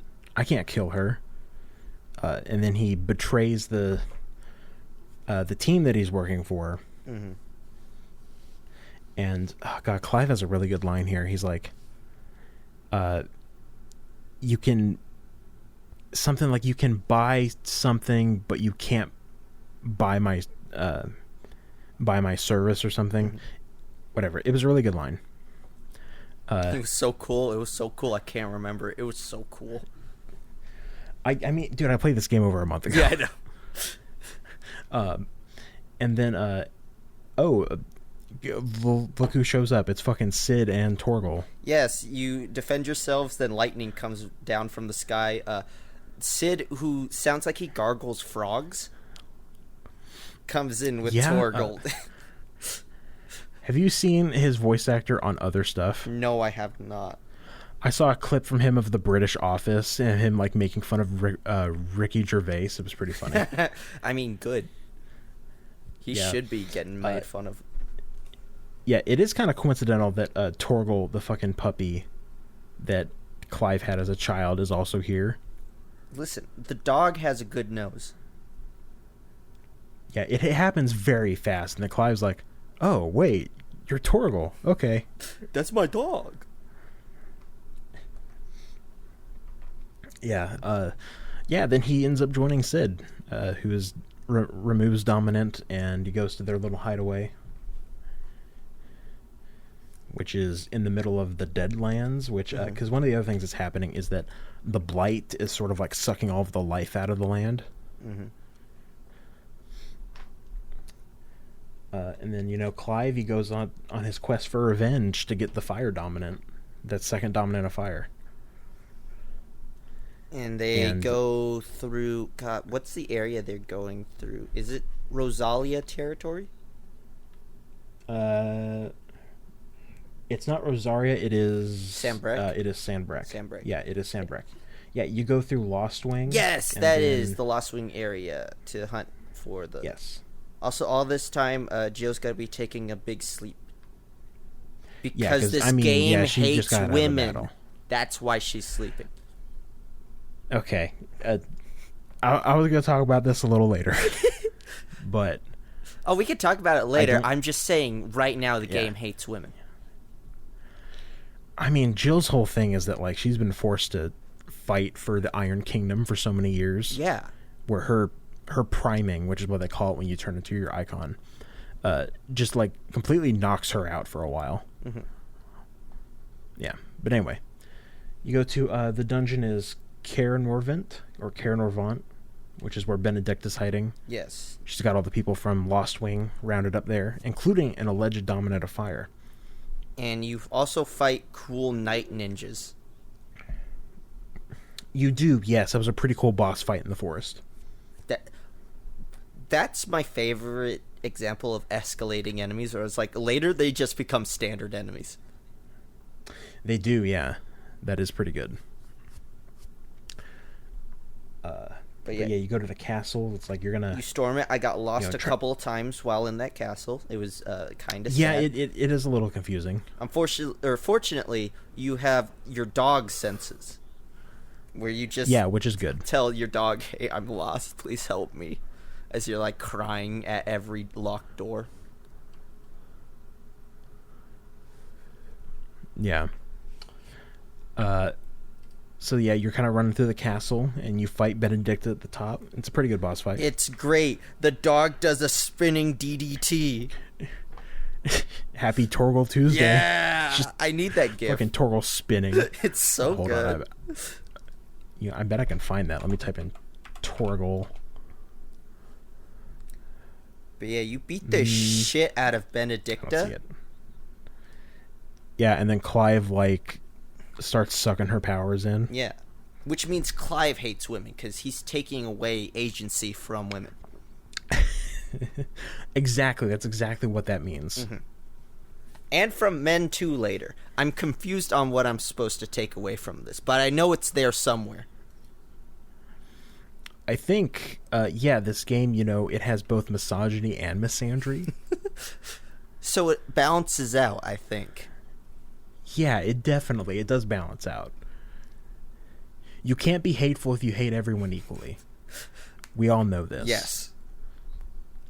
It turns into love. Anyway. Yeah, double negative. We know what happens when you do a double negative. We mathed it out. You can math out a story. Yes, actually. You can totally math out a story. And emotions. Mm-hmm. David Cage told Emotions me aren't real.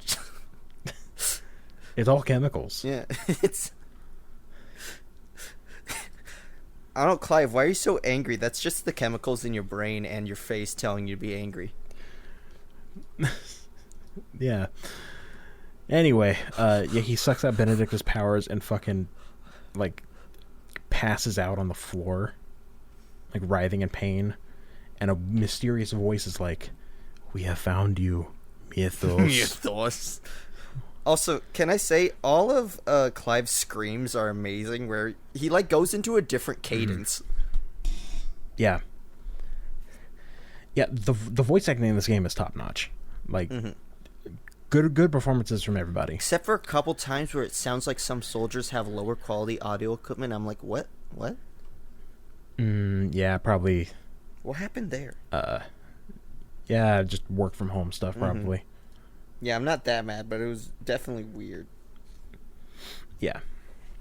But yeah, he, like, sucks out Benedicta's powers. She just kind of, like, runs away. And then the forest rapists pop out to get her.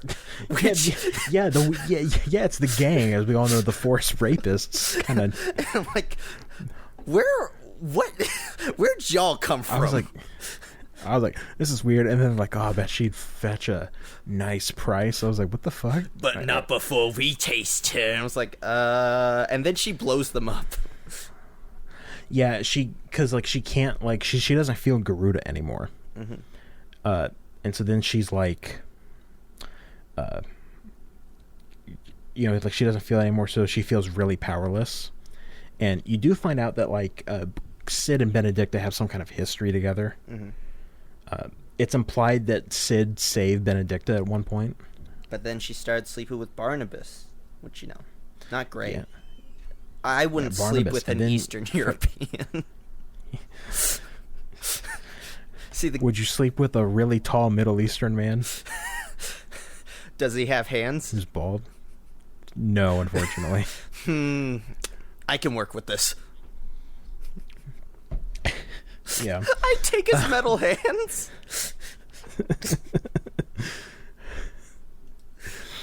Anyway, so you go. Yeah, so then she kind of, like, explodes with emotion, and Garuda comes out. And which there is a good point. Anytime an Eikon's eyes are yellow, they've lost control, and when they're blue, they are in control. Yes. Yeah. So you see you see Garuda, and she's all like, like kind of like destroying the area. Yes, she's going a little crazy, a little cuckoo. And Clive sees that mysterious cloaked man. And also Sid does, which that threw me for a loop, because I was assuming this was a thing in Clive's brain where he was tricking himself, but no, that dude actually did exist. Yes. Clive is still tricking himself, but the dude also exists. Yeah, which also, by the way, the cloaked, one of the cloaked men, because there's two, because they're kind of throwing you for a loop, is Joshua. Oh, was it Joshua at that point? Well, the one that Clive is chasing, that is not Joshua. Okay. The one who was locked up in the tower, that was Yes, Joshua. yes, yeah. Yeah. And because, he's alive for some reason, kind of like doing stuff. But anyway, Clive goes to chase after her, and it's a pretty, cool boss fight. You're fighting her. You have the most insane shot of Ifrit regrowing his arms from the bone out, and it looked sick as shit. I was like, damn, they really were inspired by Attack on Titan. Oh, were they? Was that an inspiration, they said? Yeah, totally. Cool. Which means Muv-Luv Alternative indirectly influenced Final Fantasy XVI. Let's go. I wish Attack on Titan was as good as Muv-Luv. Same, yeah. I do wish that. I also wish Muv-Luv wasn't in Gacha Hell right now. Or not Gacha Hell. What the fuck? I can discuss that with you later about me being sad. It is a gacha. Okay. Did you know that gacha launched last year and it was up for 6 hours? Because there was a bug where you could get infinite currency and they had to take it down for like 6 months. Anyway. Anyway, that's not that. But we're talking about this Garuda fight where you transform to Ifrit, and I like how, because we're going to see it kind of throughout the game, I like how the more you play as Ifrit, the more control you get. Yes, that's fun. It's like, oh man, I love narrative consequences on the gameplay. Except for being able to transform into Ifrit. That part Clive can never really figure out too well till the end. Yeah, but he kind of goes crazy. Mm-hmm. I would have found it funny if they're like, once you beat the game, you can just turn into Ifrit. That would be goofy as hell. It doesn't work. Like, we gave you the ability, but it doesn't work.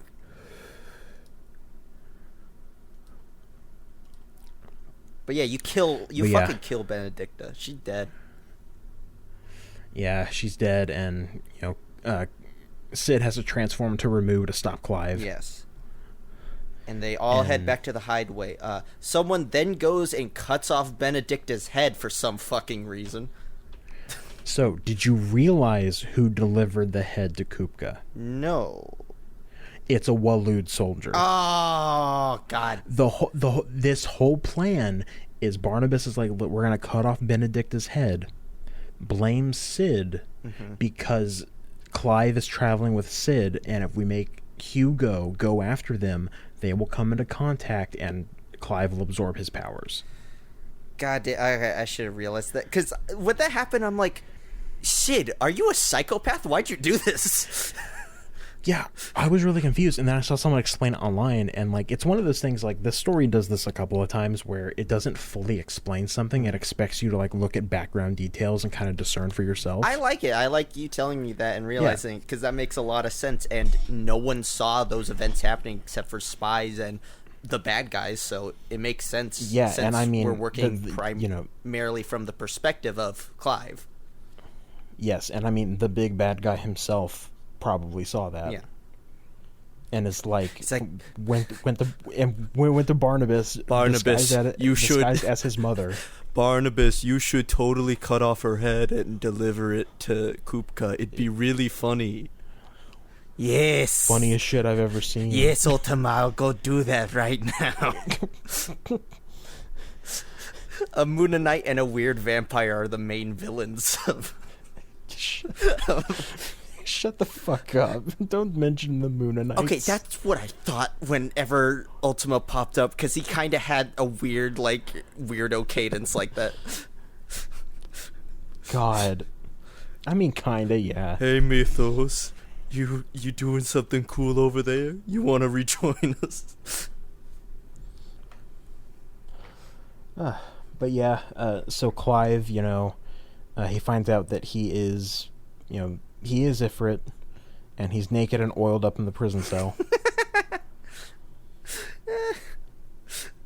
They knew where I was because of my ass claps. So, naked and oiled up between Sid and Clive, who is winning the twerk off? Gav. Yeah, Gav. Yeah, Gav would win it. He's the dark horse. No one expect him in, but he'll shuffle in. And by God, will the people go wild. Yeah, but, Clive, he's trying to come to terms with the fact that he is the second dominant of fire. And... he's not doing too good at it at first. What was that? He's really bad at coming to terms with it at first. Yeah, he is. Like, he's having a lot of trouble with it, and just having a lot of trouble accepting what he is. And so, Sid pretty much convinces him. It's like, hey, look, you don't know who that weird hooded guy was. You should go find out, and then, hey, if you really are responsible for your brother, then you can kill yourself. You should kill yourself later. Someone made that edit with Sid with with the lightning. I love it. I need to go find that. We then go to Sambrek. Yes, because you have to rendezvous with Gav. Yes. In that forest. You're partying with Civ and Jill. Jill's all better, and she's like, I'm going to help. No, Jill. No, not. She's not Jill. better? Not yet. No. Okay. No, I have the timeline up. Your party is Clive, Torgal, and Sid. Okay. Well, you're heading to Sambrek and stuff. Yeah, to go meet up with Gav. Because y'all figured out we want to blow up the mother crystal. Well, Gav, he figured out. He might have figured out who that second dominant of fire is. Mm-hmm. So they're going to get some information. Oh, okay. Yeah. So they go to save Gav. You save him, and it's like, oh, Gav's a bro. He's cool. What's up, Gav? I'm gonna make sure you don't fucking fall off a cliff. I thought Gav was gonna die there. Same. I was worried. Well, then then after this mission, that's when Jill is better. Yes. Okay. Yeah, I remember. Yeah, and so. Yeah, because that mission that you just did is you help Gav, and Clive's like, maybe I should help people a little. Just a wee bit. Maybe. Yeah, just a little bit. Instead of killing myself, I should help people.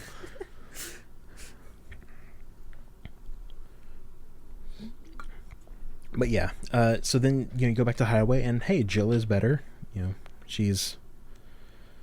she can go out on your next adventure with you. And you do. You head to the... what's the town that the Dame controls? You don't go there yet. No? Man, No, you're going to Martha's Rest, then East Pool, then to Phoenix Gate. Yes, okay. Because you gotta get your titty outfit. Yeah, you gotta get the outfit that's just showing Clive's tits. He's so brave. Just all out. He's so brave. Yeah. And, kind of during this moment, there's a really good scene with Clive and Jill, because Clive feels like he doesn't deserve to sleep inside that woman's house, who is married to one of the military people. Yes, the for Rosaria. He was the captain of the Rosaria Shields, who got his face fucking melted off when Clive turned into Ephraim. Yeah, mm-hmm. It was brutal.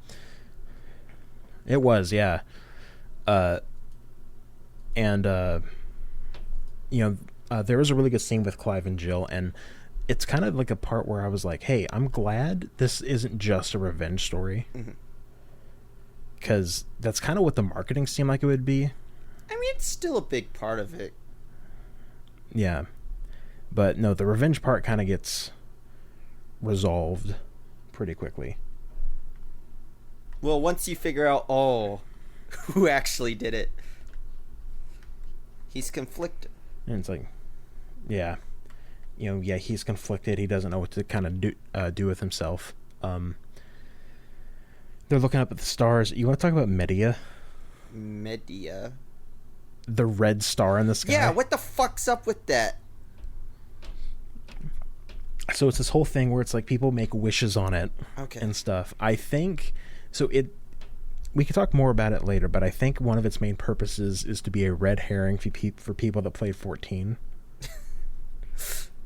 Because we know what the a red thing in the sky means. Yeah. But yeah. This scene where, like, you know, like they're looking up at the stars and everything, it's also kind of where we see, like, oh, man, you know, maybe something's happening between Clive and Jill, kind of. Mm-hmm. Where Jill's like, I'll comfort you, and Clive's like, I want to be sad. I want to be sad and alone. Really? Yeah. And then I'm like, I feel that.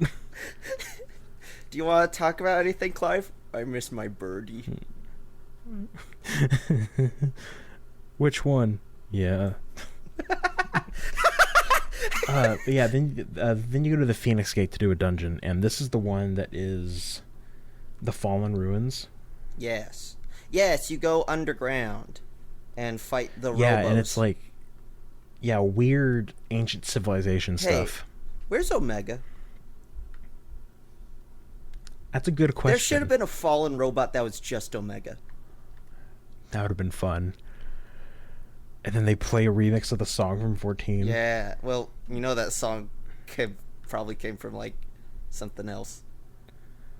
It did, yeah. Final Fantasy 14 fan finally plays other Final Fantasies. That's how some people have been with this one. Oh, yeah. Hey, I at least played one before I played 16. There you go, yeah. Play the beginning and the end to kind of get a good idea, see where it's come from. Mm-hmm. But yeah, they go to, Phoenix Gate, you go through the dungeon, and at the very end of the dungeon, you're finding this weird mural. It's like, oh, that's kind of weird looking. But then you do a boss fight within Clive's Mind Palace. Oh, this boss fight rules. It's so fucking sick. And this is the part where... characterizations and emotional maturity via gameplay. We love to see it.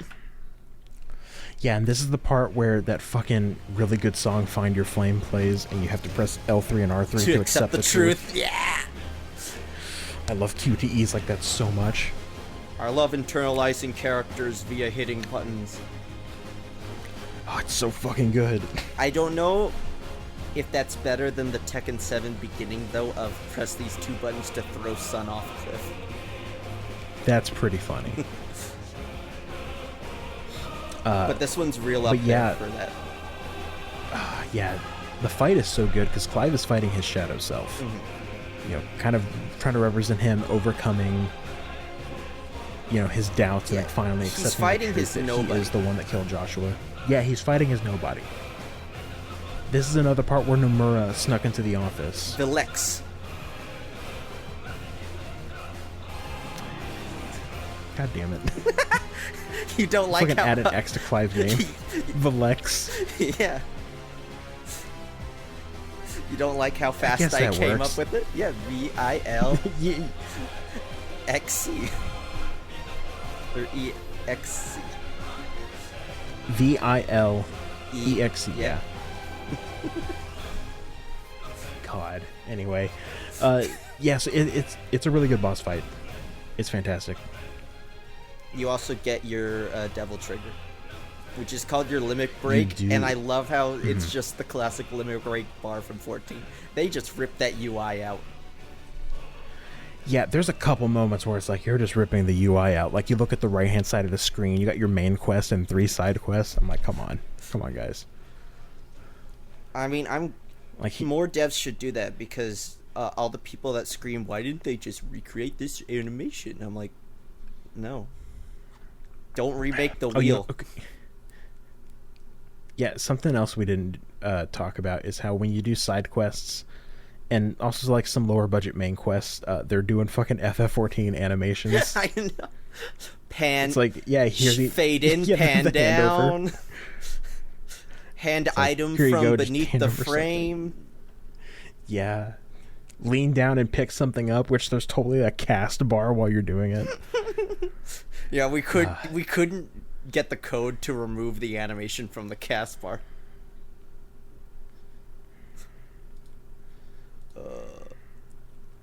Yeah, but so yeah, Clive, he confronts himself, he accepts the truth, You head back to all's well and good. the hideaway, and you're like, They're like, "Hey, Clive, I want to join the Bros Club. Beat up these mother crystals." but before that, though, you see Joshua. Oh yeah, And yeah. he was like, "Oh, Clive's doing this, but that means, damn, we're too late." And then he like leaves. Damn, the fourth chaos. I feel like Joshua shouldn't curse. He's a good boy. So what if he died once? I don't want to hear him say fuck. Clive would kill whoever taught him that. Yeah. Yeah, but then you talk with Sid, and he explains his plan. So something else. I don't know if you read this in the Active Time lore, which Active Time lore is an in-game encyclopedia for this game that some people acted really stupid over.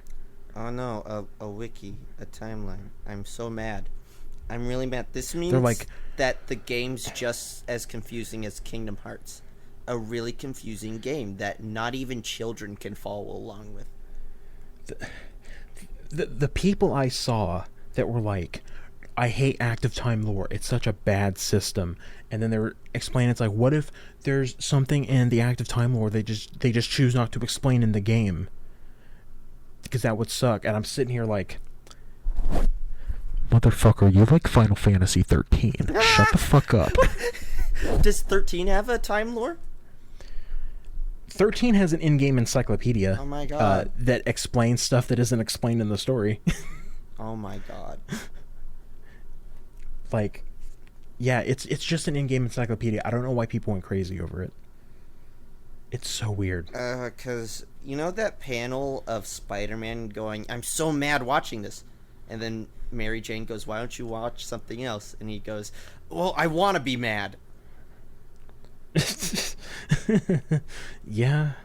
It's that. That's pretty much how it felt. But anyway, in the Active Time lore, one of the things you can read up about Ramu is Ramu's dominant becomes wiser. Oh. And becomes like generally more knowledgeable of the world. Oh. Wait. Which is why which is one of the reasons why Sid has gotten so smart. Is that the only Eikon that like mentally affects its user? I think so. Like, it seems to be a concept they didn't really explore all that much. I mean, Odin might have made Barnabas more insane. Yeah, they don't really explain anything else. Like, I guess, Jill kind of seems a little icy. cold. Icy. Anyway, then Titan, or Hugo, I think it seems like dumb as mad. rocks. Yeah, true. He gets rock hands. Dion fucks like a dragon? I don't know. Dion's gay. That's... Bahamut's dominant is always gay. Oh shit, every summoner is gay, I'm sorry. There's no getting around this. Damn, I can't believe your FF14 character is gay. Who could have seen this happening? Who could? Fucking sees the cat boy. Who could have seen this happening? Who could have done this? Me in a summoner outfit like it's the I think you should leave skit with the hot dog car. We're all trying to find out who did this. But yeah, so Sid explains his plan where he's like, look, domestic terrorism. The mother crystals are the problem. Yes, domestic terrorism. The mother crystals are the problem. They're the things causing the blight, sucking the ether out of the land. Listen, the crystals, like, they're going down on the twins sloppy style. We gotta stop that.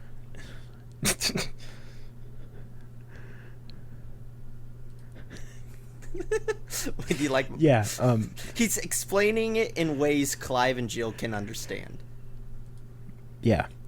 But, he was like, yeah, so my plan is to destroy the mother crystals and, free this world from this curse. Mm-hmm. And then you get like Active Time lore readings about how like there have been like other crystals in the past. Oh. That have like disappeared. Oh. You know that part in Dhalmekia that's like, here's a big crater? Yes. Oh, was that a crystal? I think so. Yeah. Okay. Yeah. I expected an arena to happen or a fight to happen in that big pit, I'll be real. That would have been cool. That's where you'll fight Leviathan. Probably. When they make the DLC. Leviathan. Oh, they gotta do that, though. Yeah, and they'll just put those lyrics over another Rob Zombie track. And then you gotta make another DLC fight where you fight Nectar. And it plays another rendition of This Is Halloween. You install the DLC and you're like, well, nothing's different. Check the Huntborn. King Moggle Mog the 16th. Oh, that would be good, though. Anyway, at this point around the hideaway, there's like a Moogle named Nectar shows up, and for some reason Clive can understand him. And is the only one who can see him. I think this is his schizophrenia. Yeah, Clive is just schizophrenic. You see, there's no hunt board. He's making it all up in his mind so he can beat the shit out of fucking creatures in the world. He goes back to our point and it's like, yeah, I killed this big thing. How'd you know where it was? I looked at the hunt board and points at empty space. Yeah, it's like, yeah, it's just right over there, and fucking Otto's like, what are you talking about? Anyways, I'm gonna go kill another thing. Should we be concerned? Anyway, I gotta go kill a fucking transformer with a lightsaber. He's like, what? He's bringing back heads of these beasts. I'm like, where's he fighting these? It's like, yeah, I killed a chocobo the other day, and then he's like, what the fuck are you talking about? Why'd you kill a chocobo? It was summoning meteor. What? Yeah. I like this headcanon. Behemoth 2 was crazy. What the fuck are you talking about? What do you mean Behemoth 2? Wait, no, there's 3 behemoths. What do you mean Behemoth 3? What are you talking about? Third one was crazy. You should have been there, Otto. I also like that one hunt. It's the 3 brothers who are totally based after the Magus sisters from 10. Oh, that's fun. Yeah. Anyway, so Sid tells them about his plan to destroy the Mother Crystals, and they're like, well, we'll go destroy, we'll go take out Drake's head up in the Empire of Sanbreque, because there's a military conflict kind of going on. Sanbreque is fighting Waloed. Waloed. And yes, it's a stalemate. Like, Bahamut comes out, shows their big dick. Odin comes out, shows their big dick. Nothing happens. Yeah. And it's been going on for, God, years now? Yeah, it's been going on for a few years. You think they run out of foot soldiers to be mulched in between their battles? Yeah, you'd think.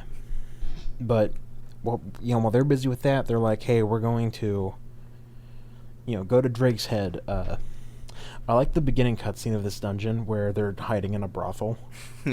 Yeah. And Sid is like, yeah, there's no better place to hide than a brothel. Also, this is where the part of the story where we meet the Dame and stuff and enter this town and have the funniest side quests where you own the rich people with them buying a wolf that fucks them up. Yes, I think that's in... It's in Sanbreque. It's on the way. Yeah, no, I'm trying to think. I think it's Northreach is where it is. Yes, that's the town. Yeah, that sounds about right. Yeah, I think the Dame is a cool character. Cool. I like her. I like how the head of the brothel has so much political influence in this area. She's like, my pussy put you in a spell. Because, the soldiers, they want whores, and, well, you can't piss the Dame off. She's gonna kick us out. We gotta be nice. Yeah. Yeah, she's one of, the town leaders, along with Martha, Quentin, and them. Mm-hmm. Lubor. Lubor's story's so weird, but whatever. Yeah. We'll get to that in a bit. But anyway, so you go to... We enter Sanbreque. Yeah, enter Sanbreque, go to Drake's Head, go to this dungeon. This is where you find out about the Akashic. Mm-hmm. People who have been, so poisoned by ether. They become they're basically zombies. fucked up and weird, just like me if I become too powerful. It's just like me at 3 a.m. when I'm eating cheese out of the bag. I'm becoming a Kashik. Ah! I start glowing blue, you know? Brent, calm down. You're just lactose intolerant. Colby Jack. But yeah, you fight through that dungeon, and my favorite line of Naku's dialogue is like, yeah, the last time I fought Bahamas, he shot me through this hole underground. It's like, what? He started it. Sid's so good. And, yeah, you know, you go through the dungeon, fight a big dragon, then... Because the dragon's no, the dragon's not the big Dragon's boss. Akashic. The dragon's like... Yeah, it's an Akashic dragon. And it's not the big boss of the area, because then you get to the end, to the crystal. Ramu pops. And some fucked... Oh, no, there's a part where I really like where Sid is like, well, we're gonna need a bigger sword, and then Clive is like, don't worry, mine's bigger, and then Sid's like, I didn't mean it like that. So yeah, he transforms into Ramu and tries to blast it. And he succeeds. But then some fucked up thing is coming out of a portal. The fucked up thing that comes out of the portal is the main character from Planetscape Torment. I thought it was the main character of Hatred. No, it's face. Look at the box art of Planescape Torment. I'm gonna look this up. Hold on. Yeah. Planescape Torment. The face on there looks exactly like him. Just sunken eyes, weird skin, and the hair. Yeah. You know, whenever I saw that thing, I was like, that one, I think you should leave sketch with the fucking doggy door. where he's just like, what the fuck? What the fuck is that? A pig enters through the portal. What the fuck is that? It's because the Emperor Sanbrek had a property dispute with us. Anyway, so Sid backs it down through the portal, and then Clive goes into his mind palace to fight it. Mm-hmm. It's a cool fight. I like this fight. I wish it came back later. Yeah. Also, by the way, this thing is Typhon, which, like, talk about a design upgrade. Mm-hmm. You know, because Typhon was kind of like, because you know what Typhon looked like before, right? No, I don't. What was the last? You remember? That... Remember that fight in Final Fantasy XIV where you fight Ultros? Oh, the weird fucking pink thing. Yeah. Oh my god, yeah, this is a better. Yeah. Oh, hold on, wait. Yeah, FF14 Typhon is a goober. I'm looking at him right now. Yeah, what a disgust. Yeah, that. Yeah. They just had to copy the Planescape Torment guy to make a better Typhon. Yeah, mix him a bit with the Hatred guy, and you got it. If we combine all three together, we get this freak. Yeah, but the Typhon fight is really cool. Clive has a weird line here where he's like, I recognize this place. And I'm like, do you? And I'm like, I mean, sure, he might recognize the FPS dimension. I mean, I guess this is like his mind palace, so he would probably recognize it. You kick his ass, and then like 50 more appear. I like the fucking dubstep music playing. It's good at this part. I'm gonna do a lot of effort with this podcast and put like the fucking boss songs behind each conversation we have. Fun. It's a really cool fight. And then I like whenever he gets upgraded to have blonde hair. Mm-hmm. And then you're like dodging his big demon wall. It's so fucking cool. Yeah, it's really cool. You do transform into Ifrit in this fight, right? Yes, you do. Yes, and you start just wailing. Yeah, and like that's how you're dodging the demon walls, is using Ifrit's like kind of dash ability. Yes. Because like I remember. Before, I was really bad at this. I got hit every time. Because like we said before, as you like, the more you play as Ifrit, Clive gets more control over it. And so, he gets that, like, dash ability, and this is also where you get the combo ability, where you can have a different, unique combo finisher whenever you press triangle twice. Mm-hmm. Depending on, like, what part of the 4-hit combo you have. But yeah, really cool fight. Then after that, you go back out there, and you're like, Sid's not doing too well. He's not, but you're like, we did it. We blew up the crystal. Nothing bad, or why is the portal still open? And then Clive looks behind him, and there's some fucking evil motherfucker behind him. Clive is looking at Sid, and Sid looks shocked, and Clive's like, he's right behind me, isn't he?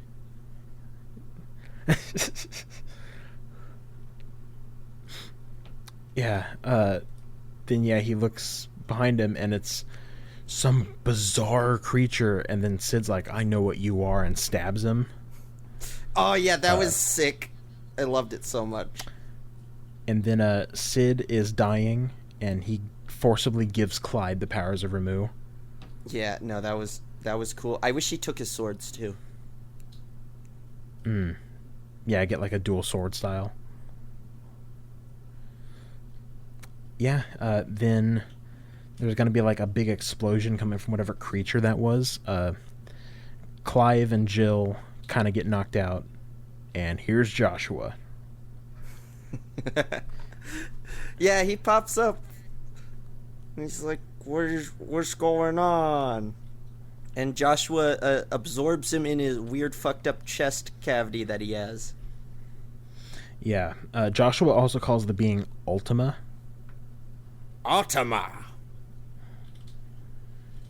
Yeah, and for some reason, because Ultima's also calling him Clive Mythos. Very, very, I always found it funny every time Clive is called Mythos. It's like Vegeta calling Goku Kakarot. Yeah. And then, so, like he kind of absorbs Ultima into him to seal him or something. Mm-hmm. Leaves behind a phoenix feather. And also happening at the same time is Titan going crazy over at Sid's hideaway. Yes, and Gav screaming, Sid, where are you? You better not have died a heroic death. Yeah, Gav gets an eye gouged out. Oh, yeah. So during a lot of the story cutscenes, there's this weird dickhead, like, diplomat thing hanging around and feeding shit to Kupka. And then he gets fucking gutted by Gav, and it rules. Yes, that is pretty cool. Gav loses an eye because of it, but, fuck that dude. Yeah. But, yeah, while they're doing this stuff over at Drake's Head, that happens to the hideaway. And then, surprisingly, I did not think the time skip would be here. Yeah. Yeah, because this is where the real game begins, where it's a 5-year time skip. And since then, they've rebuilt the hideaway on an old sunken airship from the Fallen. Mm-hmm. Which is a cool... expected it to fly. It's like fly. a cool base. Same. I know there was a side quest or something where like Mid was talking about wanting to make an airship, but then she's like, no, people use this for the wrong reasons, and I'm kind of sitting there like, I feel like this was cut content. And I'm like, but what if I used it for the wrong reasons? Yeah, what if I, rammed the airship into Drake's spine? But that's gone. I don't know, it'd be funny. Please, Mid, it'd be very funny. I'll just ram Ultima with my airship. Clive running down the stairs. Mid, I have a great bit. No, you can't make bombs out of my mithril engines. Come on! Come on! Such a good idea. Oh, let me do anything around here except for have huge tit and turn into Ifrit. And eat hot chip and lie. At some point in this, by the way, you also meet Mid, who we were talking about, who's Sid's adopted daughter. Yes. There's a subquest before the time skip where you have to find letters from her going to Sid. Mm-hmm. Yeah. But anyway, in the time skip, they rebuilt the hideaway. Clive has taken Sid's name, so it's like a title. Mm-hmm. Sid the Outlaw. They should do that more with the Sid name. I feel like that'd be cool as hell. Yeah. So here, in this sort of area, this is the first time you meet the medicine girl. Who? Yes. Did you think the medicine girl was going to be anything? No. Well, I think she's just a nice representation of downtrodden people in this world. Mm-hmm. Yeah, I do. I enjoyed it every time that. she popped up. It was nice.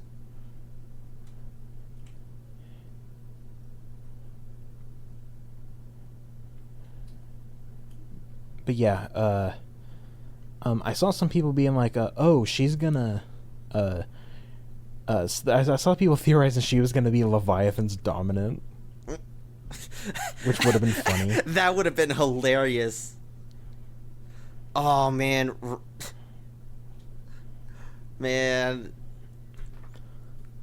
God. Yeah, but tiny girl as a partner in battle. She's like, "Okay, I will fire 1 million snakes at the bad man." Does the fucking the Leviathan fight mechanic in Final Fantasy XIV where she like slams down on a boat? Well, yeah, she was playing with her toys about balance, and she realized, oh, here's a thing I can do. Yeah. But yeah, I saw some people being like, I wish the medicine girl was like more of a thing, because some people thought she was like a misdirect. No. What? But I'm like, no, she's just like a representation of, well, like I said, a downtrodden people. She's someone, that just exists in the world. Yeah. Anyway, so yeah, they go, free some slaves and stuff. It's been 5 years. Clive has since had his bearer mark removed. They free some bearer slaves, and they're like, "You should just let us die and not do anything." And I'll be real, if I was Clive, I was like, "Okay, die," and then leave.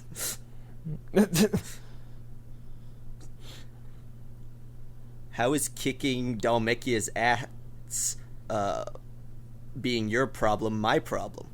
I'm gonna go make Hugo a cuck.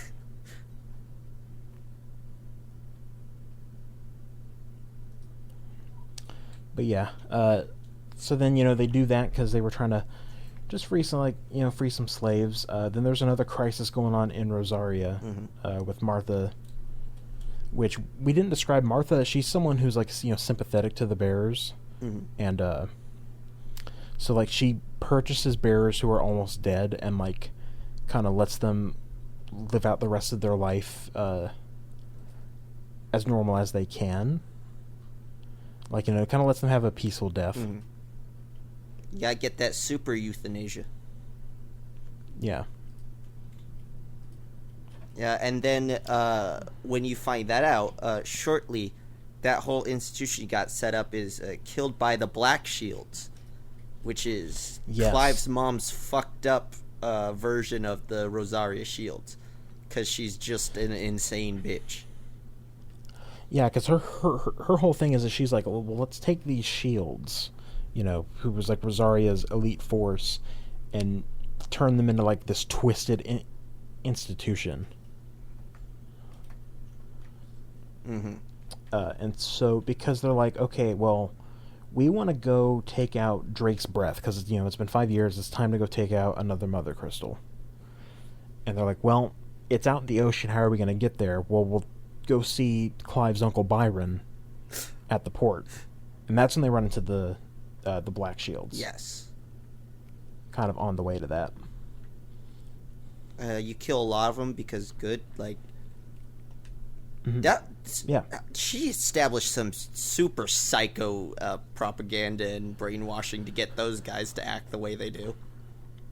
Yeah, because then, because the other thing they did is that they kill everyone in Eastpool. Yes. They just, tie them up to pikes and stuff. It's really fucked up. She's a bit petty.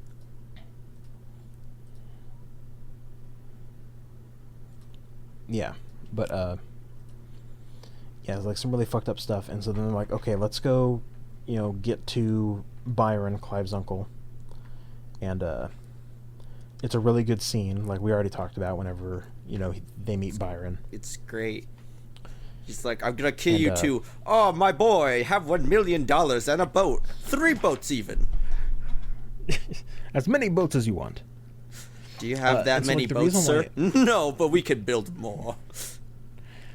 But yeah, so the reason why Byron is helping him is because he is someone who's basically pretending to go along with Annabelle's plans, which is why she's okay with kind of leaving him alone.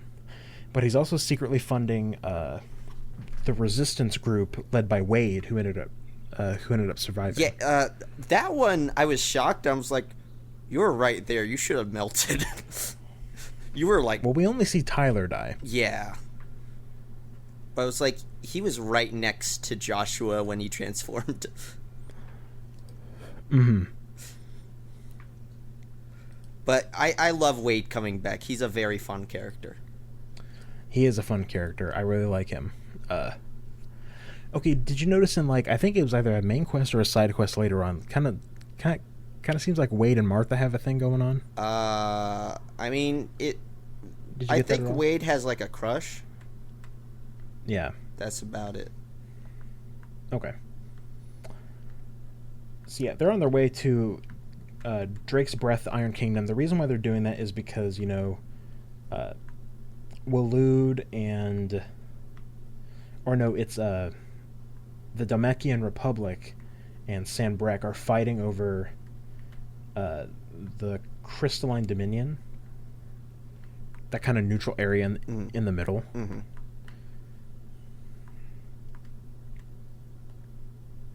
Yes.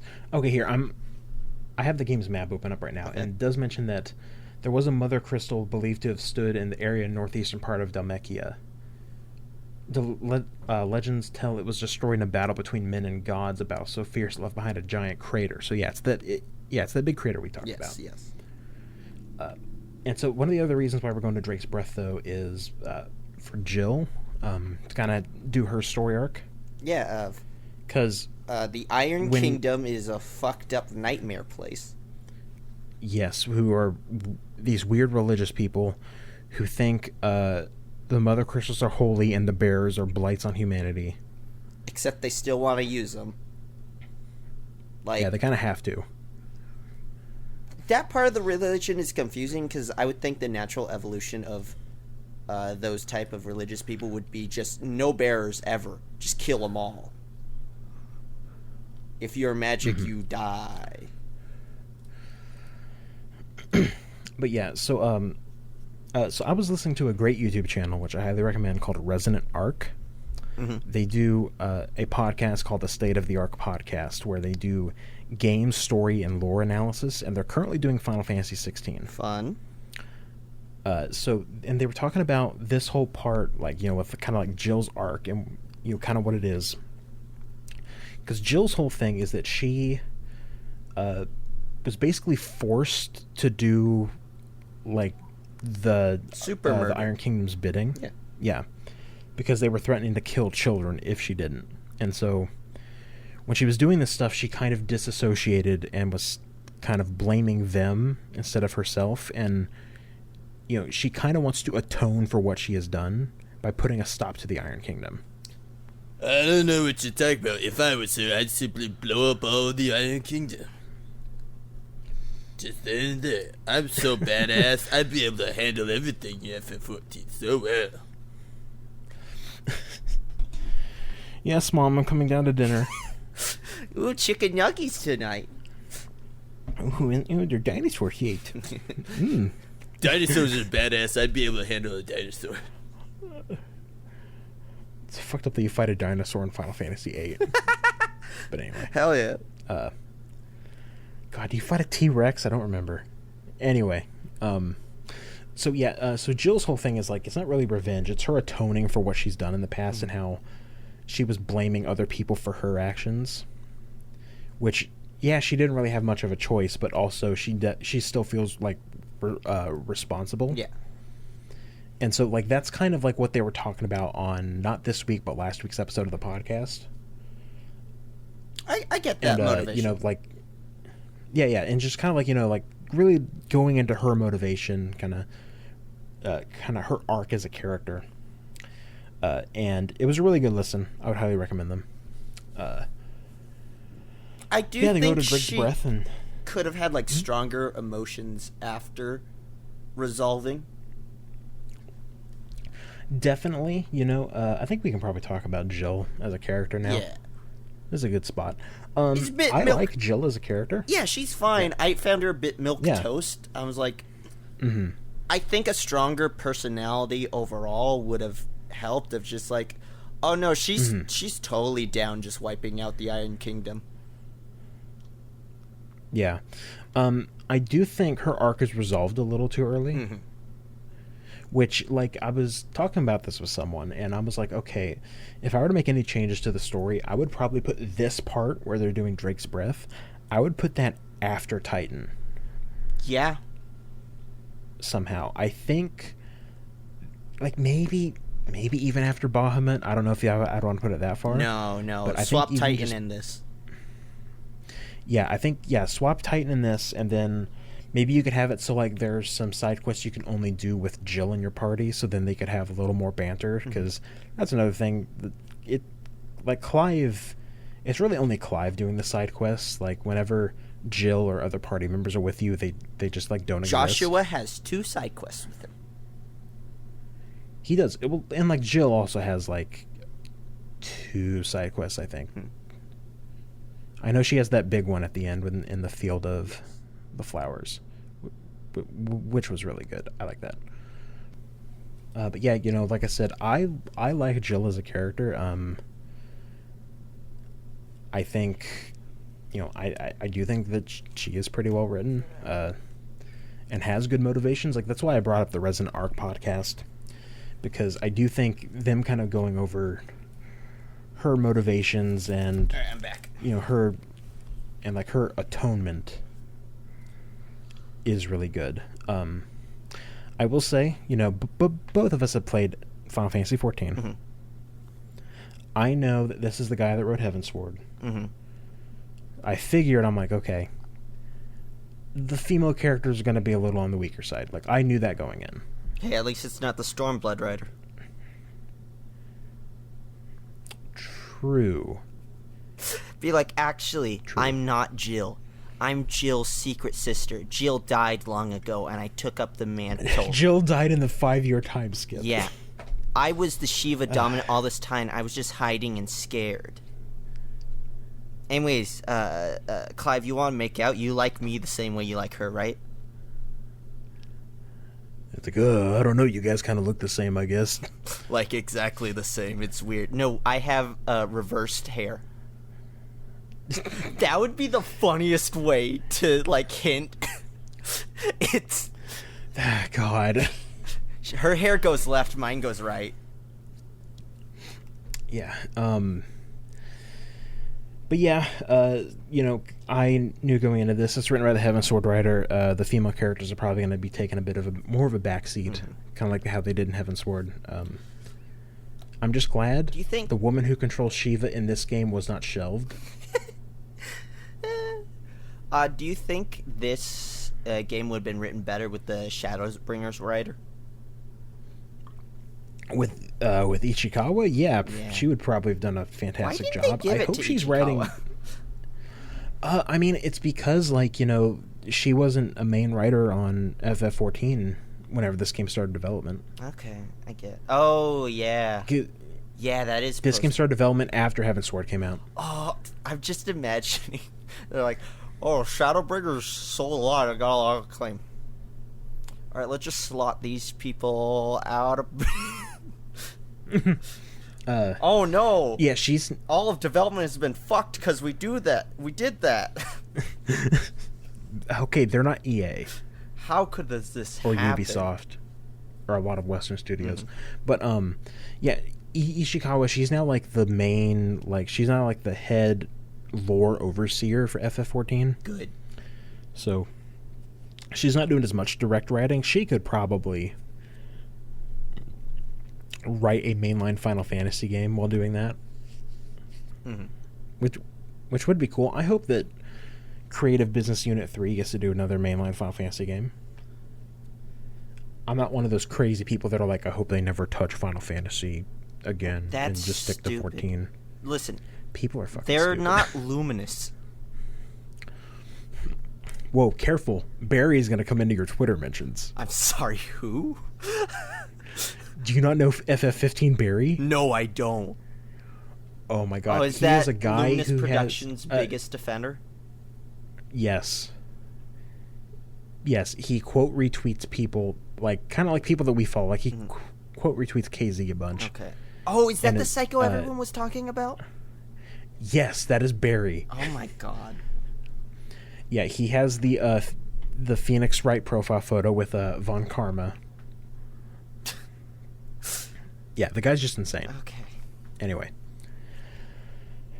See, I hope yeah, he does you know, quote retweet me, because I'll be like, huh, well, actually, Goatsy. And Goatsy. God. I do feel like we should deal with internet idiots more like that. Yeah, just posting Just Goatsy. don't engage, just and Goatsy. There's a fucking YouTuber I follow that does that. Yeah, internet etiquette. Yeah. He's like, and this. Oh, whoops! I accidentally posted Goatsy. And then he just adds Ted Cruz and bullshit. Yeah. That might be my favorite bit. It's good. Anyway, yeah, we were talking about Jill. Yeah, Jill's a good character. I like her. I think she has some good moments with Clive. She's fine. I do think people are like, this is the worst women written in Final Fantasy are exaggerating. Stormblood's right there. A Realm Reborn patch quests are right there.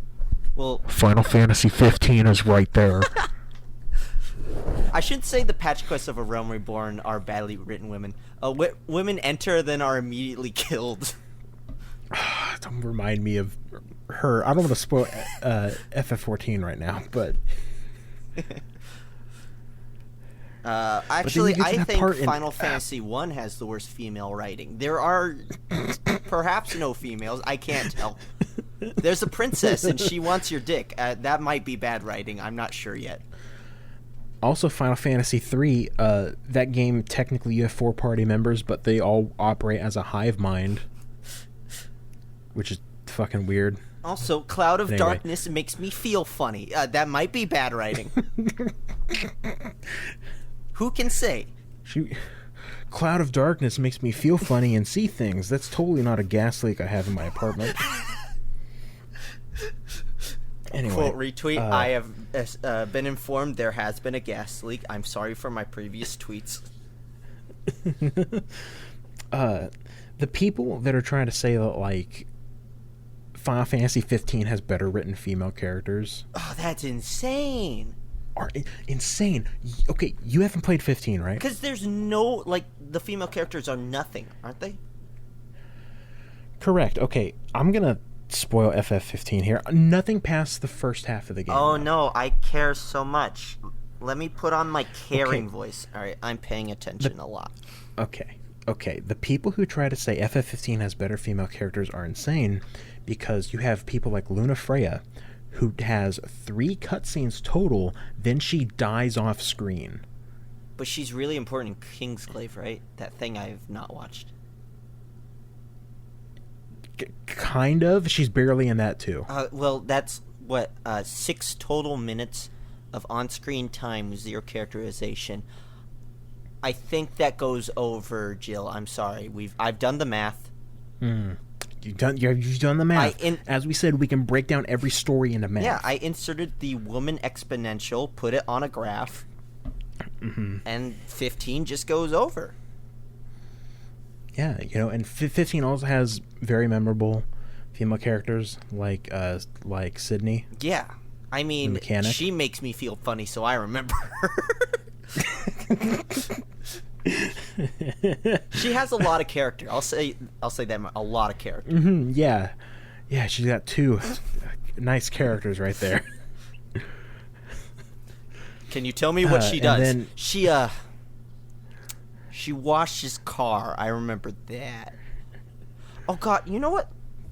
I was thinking about FF15 Sydney. She's like what the Barbie girls act like when they're trying to trick all the Kens. Oh my God. Like, am I wrong? God, you're not wrong. Oh man, That would have been a hilarious like, plot twist in 15 if she's like, yeah, I was tricking all of you. Yeah, then you have people like, other female characters like Aranea, who makes me feel funny. But who's like, she joins you for one mission and then is primarily in Prompto's DLC. But she has a really cool design. Listen, all I'm saying is I think 16 should have been, structured like 15, because that was a good structure. All those DLC, good. Yeah. Right? Mm-hmm. Yeah. And you see, the reason why 15 has better female characters is because side characters don't count. Which might be the stupidest thing I've seen someone say about the characters said that in this what? game. Oh my God. Do you know who said that? Hold on, I'm going to message you. I don't want to say their name live on this podcast. Obama? How could he say that? Yeah, I don't know why Obama would say Michelle's that. going to be mad when he gets home. He's like, now listen here. I think Final Fantasy 15. I can't do a fucking Obama impression. Hey, Michelle, you want to play Final Fantasy 15? No? Gotta hang with the boys. And, yeah. Guess that I'm sleeping in the doghouse tonight. Anyway, yeah, the people who say that 15 has better female characters are insane. The people who say that the writer of this game is a misogynist is weird. I can agree with they're weak. I can totally get behind that sentiment. Like, definitely. Like, I was gonna say 10 has really good, strong female characters. 10-2, let's go. 10-2, baby. Girls' night out. 10-2, yes. Charlie's Angels. Yeah. Yeah, I will agree that like they definitely are a bit on the weaker side, but also I do think this game has really strong female side characters. Like, we mentioned like Martha, the Dame, Karen. I like Dane a lot. Mid. Dane was cool. She is, yeah. She's great. She had forces of personality. 2 of them. I was paying attention. I swear. Also, one of the other minor female characters, that weirdo Duke of Sambrecht's daughter, where she's a. Wait. You don't remember the side quests where the Duke dude rolls in and wants to reestablish? Yeah, her. Yeah, her. Where she's like baby's first Twitter communist. She's like, we should kill my dad. And I'm like, I agree, but also the Dame is. We're facing an apocalypse. Maybe in a hot minute. We can kill your dad later. Yeah. But anyway, we tangented for a hot minute. Jill killed that Yeah. priest. I feel like she should have had a bigger smile. That's all I'm saying. I would have had a great big smile eviscerating that dude. Hey, now that this is a dungeon, and we will mention that you fight Liquid Flame, the boss. Yes, you do. V. Oh, that's funny. I did that dungeon the other night. I was like, hey, it's a FF16 boss. Oh, okay. You're playing 5 right now? No, I'm playing 14. Wait. There's a dungeon where Liquid Flame's in there. Wait, what fucking dungeon? I don't remember this. Oh God, what dungeon? It was a Great Gubal Library hard. Oh, okay. I forgot Liquid Flame was in that. Okay. Yeah, so Jill, she completes her atonement and kills the priest, sets free the people there. And that is the fall of Drake's breath. And now is the part, right, the next dungeon after this is Clive gets word that Hugo is at Rosalith. And, because you're kind of doing this dungeon. This part is a little weird. They talked about this on the Resident Arc podcast, and I do agree, where Hugo kidnaps Jill and throws Clive into a dungeon and says, we're going to kill Jill in front of you. Yeah, he faffs about for so goddamn long. I'm like... But then, for some reason, this dungeon has one guard that Gav knocks out. And then, when Clive's going through the... kind of going back up, they're gonna kill Jill without him. I think Hugo's just stupid. True, yes. He is inheriting the Titan ability of being stupid. His brain is literally slowly turning to stone. Not because he's, casting magic or anything. That's just what Titan does. Yeah, Titan slowly turns your brain to stone. But yeah, so they're gonna kill Jill, and Clive's not even there. It's weird. But then... Torgal. I like the idea of Hugo trying to make this plan work. Going, hey, this will be great. I think. I'm so smart. Yeah. I fucking got this. Then Torgal fucking transforms, and I was like, I called him being Fenrir. Torgal went Henshin and saved Jill. Yeah. No, that's the upcoming Final Fantasy XIV event. Yes, I'm so excited for that. Where you get the Kamen Rider armor. Oh my god, I'm gonna wear that everywhere. Anyway, you gotta wear it with your monk glamour. Oh fuck. Anyway, so yeah, Torgal is Fenrir, which I called, and you find out a little bit later when you talk to Hippocrates that the Shiva's dominant has always had a dog companion. Yeah. That kind of awakens alongside them. Shiva's a pit mommy. Yeah, this is Ladybug. Don't... My pit bull that loves kids. Torgal loves kids. Torgal does love yes. kids. He is a good boy. Yes. Yeah. But then you get to what is one of my favorite boss fights in the game.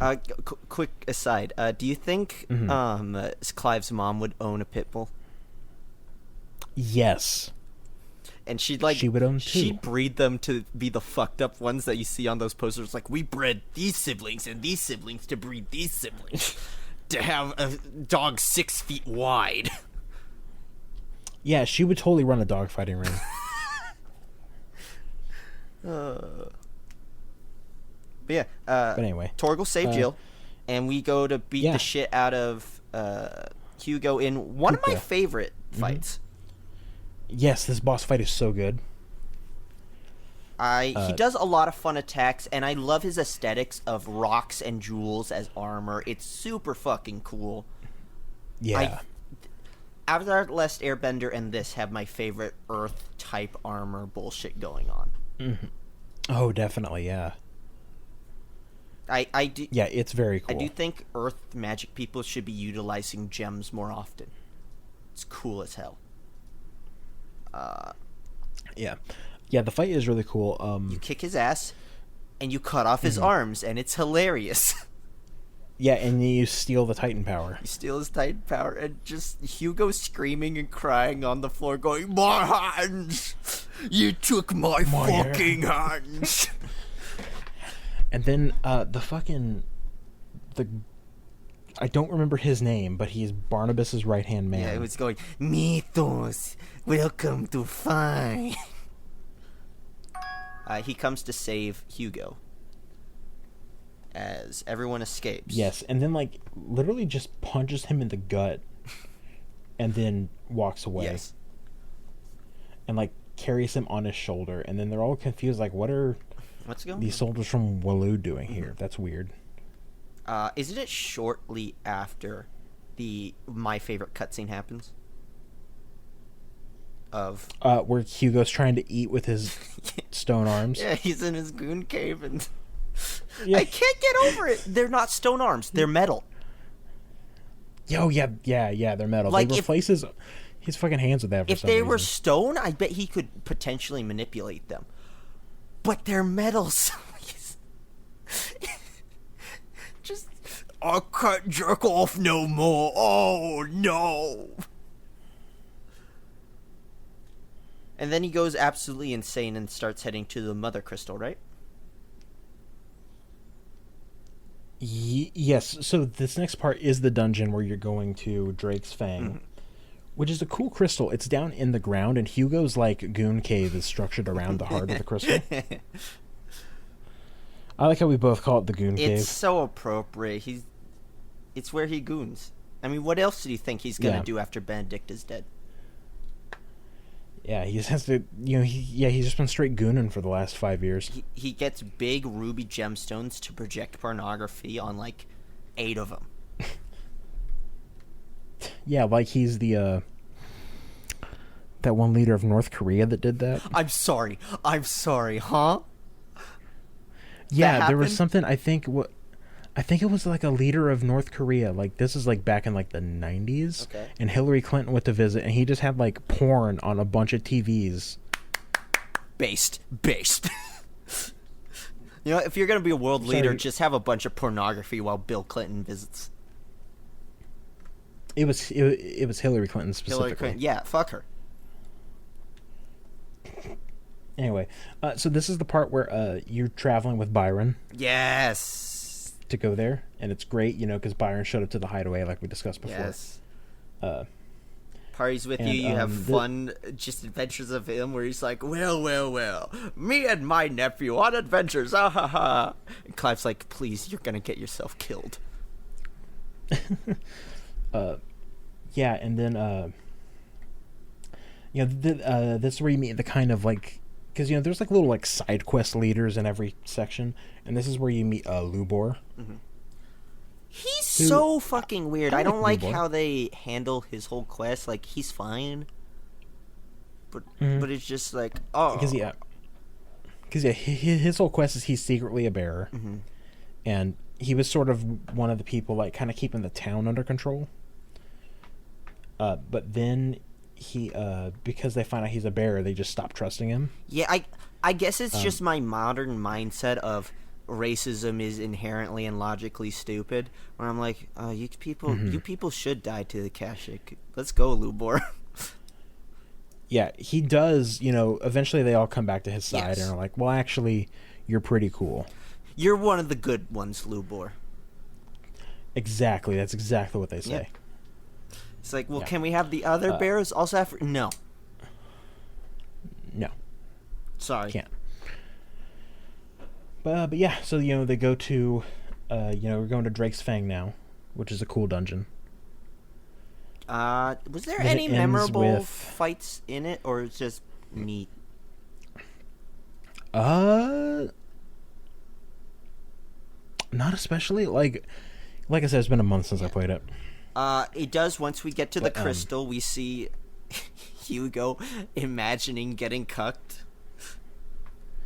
It's pretty funny.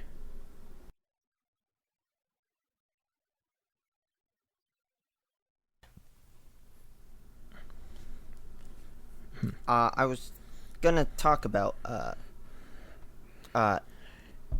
Hugo being insane, and just the shot of Ifrit behind Benedicta. It is really funny. It's so fucking funny to me. I'm like, oh, you're in some weird shit, Hugo. Yeah, he imagines himself getting cucked, and then this is where the Titan fight starts. Yeah, Hugo shits his pants and becomes. The first part is a regular Titan fight.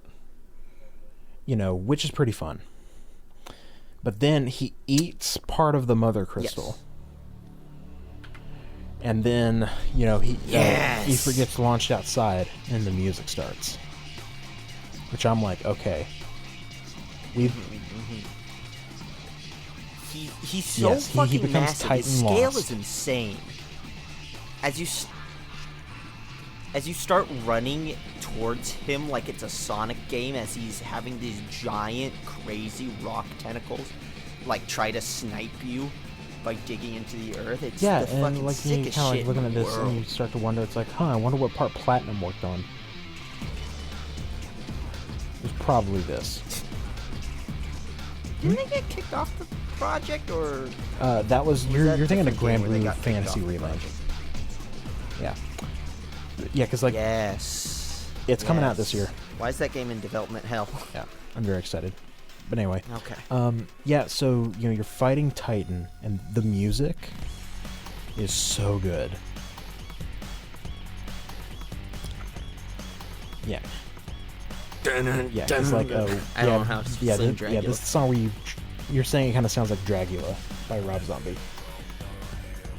Yeah, but like there were interviews with Soken where he was like, yeah, like they wanted me to mainly do like a dark fantasy soundtrack, but there was one fight where I snuck in something a little different, and they all really liked it, and I was like, yeah, it's the Titan fight.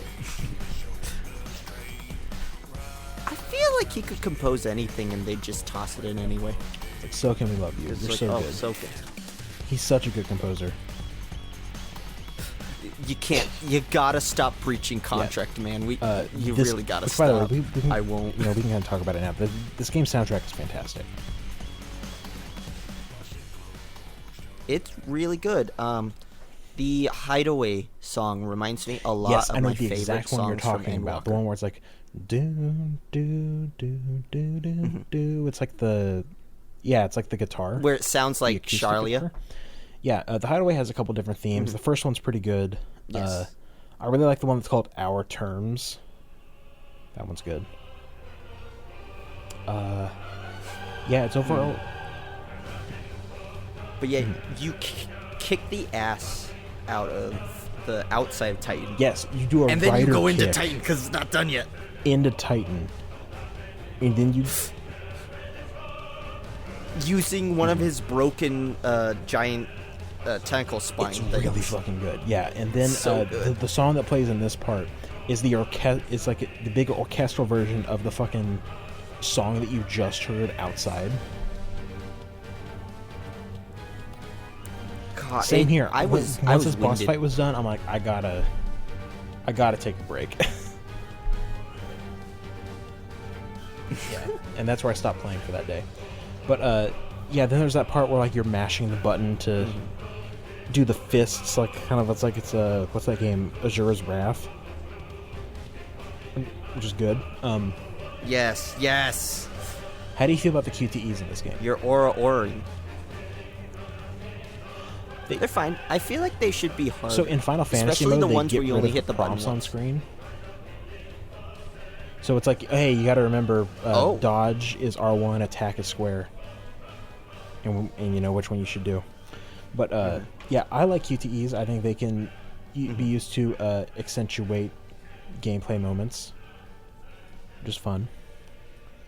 Yeah. You should Yes. have real gameplay outside of that, though. That's the main thing. But yeah, so then, yeah, they destroy Drake's Fang, and kind of Clive sees Ultima again, and Joshua convinces him to, hold it back. Don't do it, bro. Don't do it. I know you're angry. Come on, bro. Yeah, then like the political situation starts changing. Demacia and Sam Brack are still kind of fighting over the Crystalline Dominion. Yeah, they're just... Yeah, because it's just the southern It crystal is still the exists, one in Crystalline right? Dominion, and then Drake's Spine up in Waloed. Yeah.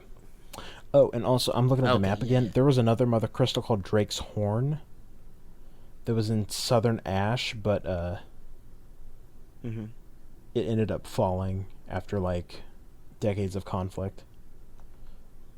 So, yeah, because I remember seeing someone critique that they don't, like, there was another one called Drake's Eye up in the Northern Territories, too. But they were talking about how, like, people don't react to the mother crystals being destroyed, but like this stuff has happened before. I mean, they're reacting by becoming refugees and heading towards the places that still have crystals. Also, every shot of the crystals disappearing is awesome because I always forget how massive Also, these I like the things song that plays whenever you destroy a crystal. It's like a weird, warped version of the prelude. Yes, it's good. I was straight up wowed when the Sambrek one was destroyed because I'm like, for one, that castle's fucking massive. That's parallel along it. Yeah, and the next part is they go visit Sid's grave at the old hideaway. And then they're like, okay, next crystal they're going to go to is Drake's Tail over in the Crystalline Dominion. So, they're kind of heading that way. This is where you do the quest with Goots, because he's coming with you. Yes, this is the one where you're heading with Goots. I like What'd the you think brother-sister of the storyline. brother-sister storyline? Yeah. Yeah, I like how dark it ended of, oh, that bro's dead. Yeah, I did enjoy that side quest storyline. It's a bummer. Yeah, it's like the conflict between Dhalmekia and Sambrek is kind of escalating, and then at this point, I think this is the point where we learn that the Emperor Sambrek has given the throne to his child. Yes. The little baby. Yeah, the baby. That he had with Annabella. Yeah. And Dion's not too happy about that because, of course not. Like, that's kid's 8. Yeah. Also, after the fall of Titan, we see a cutscene where Joshua meets with Dion. Mm-hmm. Yes. Yeah. And that scene's banned from Saudi Arabia. Yeah, it's fucking got the game banned. It's too hot for our modern audiences. Because Dion and Terrence kiss. Yeah. And they're lovers. Their penises were out. You just couldn't see them. Yeah. It's very subtle. But yeah, and Joshua tells Dion about Ultima and the kind of threat that's going on. Mm-hmm. And so that's what kind of spurs Dion to kind of start acting. I feel like Joshua could have probably explained better. I think he explained fine enough. Yeah. Yeah, I guess. Yeah, then it's this part where, like, because Dragoons are attacking the city, basically, and helping evacuate people. Yeah, it was sick. I loved it. And then, Clive and Jill break into Goots happen to show up. Yeah, they break into the city, and that's the next action stage. And Bahamut's going crazy. And you eventually find out later on in, like, a cutscene that the reason why he was going crazy is because that little kid was egging him on. And, and he accidentally killed his father. Yeah, he tried to kill the little child, and his dad's like, no, I must defend it. And I'm like, that dad's stupid. Yeah. But he was obviously being controlled by Ultima. Mm-hmm. So, Yeah, so then, you go through this stage, and at the top of the tower, he meets Annabella again. She's like, don't kill my baby boy. And we fucking kill him, and it rules. Yes, well then she's like, I've already lost Joshua or whatever, and then Clive is like, bitch, have you not looked out the window? The Phoenix is here. He's fighting. I also love how that child was fake. He just went out in a puff of smoke. Yeah, whenever Dion kills him. Yeah, that was just a fucking Ultima puppet. Yeah. But before that, though, importantly, though, is the fight with Bahamut. Yes! Oh, Prettiest arena in the game. Like, I was looking at it and I'm like, this game is so fucking pretty. I'm so glad I have an OLED television. One of these days, I'll maybe have enough money. Yeah. They're fucking pricey. But, yeah, this fight is really cool. It's a 3-stage fight. You're fighting Bahamut as Ifrit. Then you fight him as Phoenix. And you fight him as Phoenix Ifrit, and I popped off. You mean Ifrit Risen. Ifrit Risen, yeah. Yes, Ifrit because... Riz. Shut the fuck up. Sorry, I just had to put it out there. Okay. Yeah, Joshua and Clive fuse to make one Eikon. So it's basically Ifrit that can fly. And it's a fucking cool fight. You fight him in outer space. It's so fucking insane. God, it is such a cool fight. Bahamut's particle effects might be my favorite of the color combo. Definitely, yeah. And so to kind of follow with the theme of Clive getting more control, you get the ability to instant transmission. Mm-hmm. God, yeah, it's such a cool fucking fight. And oh yeah, we didn't talk about it. The crystal Drake's tail becomes a flower. Yes, that's why I say the arena's so pretty. Yes. And there was an active time lore about how the reason why it became a flower because that represents like Dion's heart. And it kind of like reacted to him. But anyway, yeah. So you fight Bahamut. He does a Zeta flare, which proves Donald Duck is gay. Yeah, him and his gay lover Goofy. Yeah. When Sora isn't looking, they're making out. Mm-hmm. Yeah, that's exactly what's going on. But yeah, it's a really cool fight, and it ends with, them kind of rescuing Dion, and him killing fucking the child, and then Annabella kills herself. Because she's freaking out, and is like, no, Joshua, you're a ghost. You're a ghost! Yeah. And I was like, I should have been the one to stab her. I wanted to hit square. Come on. True.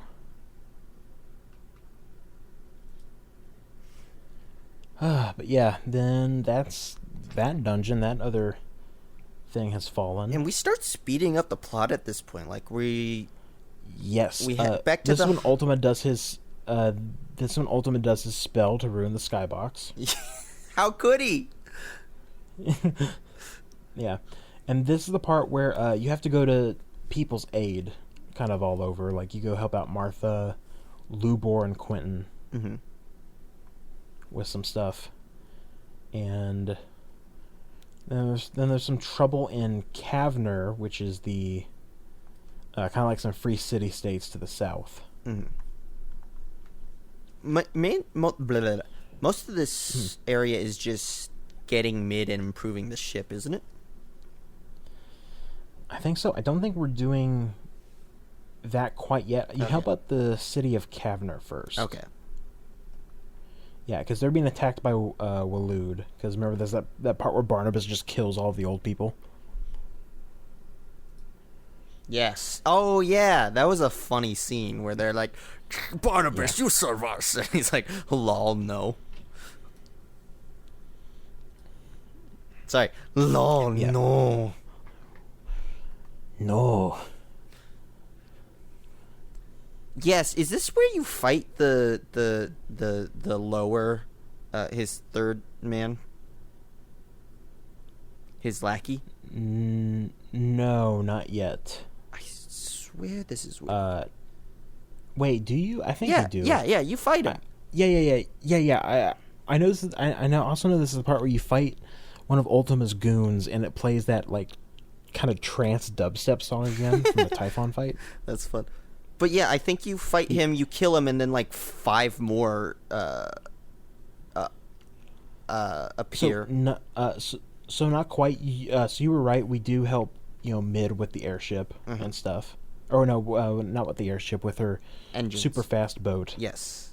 It's actually the next part where he comes back for some reason, and there's like multiple of him, and then they're like, "Oh, you're not human." Yeah.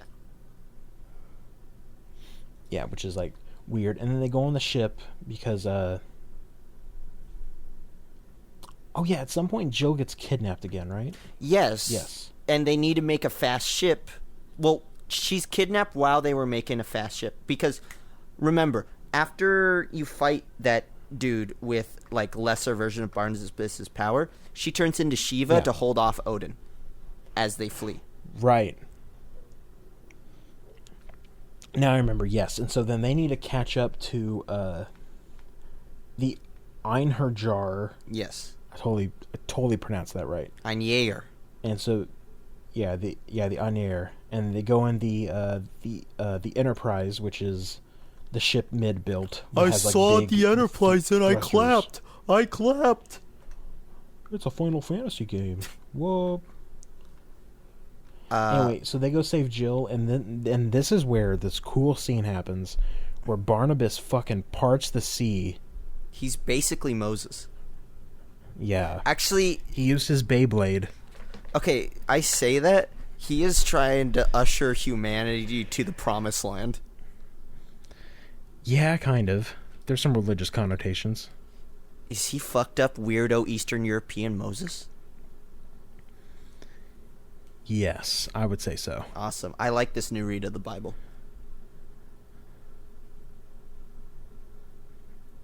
I like the fight against him, even though, don't give me a DPS check unless I can beat it, you assholes. Yeah, that did trick me. I spent resources, you jerks. But yeah,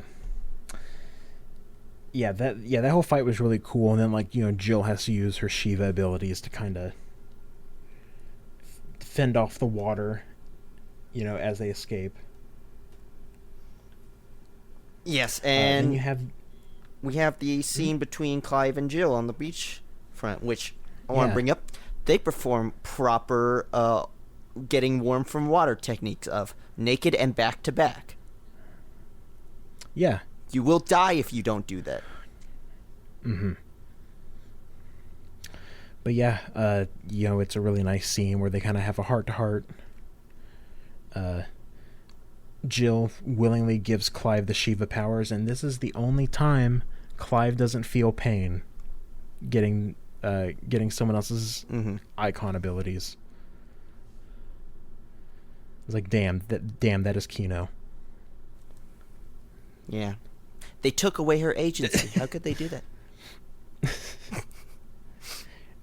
It's not really, but yeah. I can't believe Clive hates women. Can't believe it.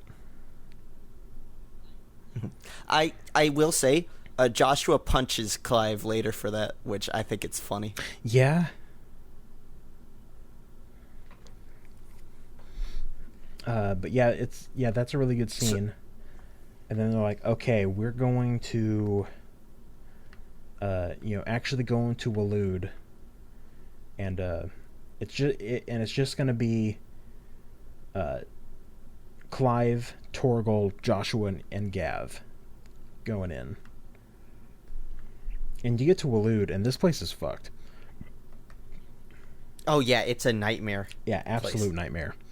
Like, barely anyone's alive. They do find a woman who just had a baby. No, she's currently pregnant. Oh yeah, she's currently pregnant. She's like one of the only survivors. And they theorize, the kid must be a bear if she's not dead. Oh yeah. Because, you know, he was kind of helping protect her from the ether.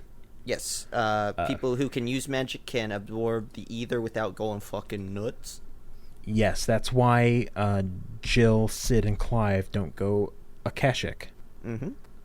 That's why they can, you know, like, walk through that. Because they're normal. Everyone else is crazy. Yeah, and Odin puts up a big barrier around the place, but you can still fast travel out of it. Then you go to the next dungeon, which is Reverie. I didn't realize you could fast travel out of it. You can. It's really weird. I don't know why. I want to see a scene where Clive's flying through the air and he just smacks into a wall.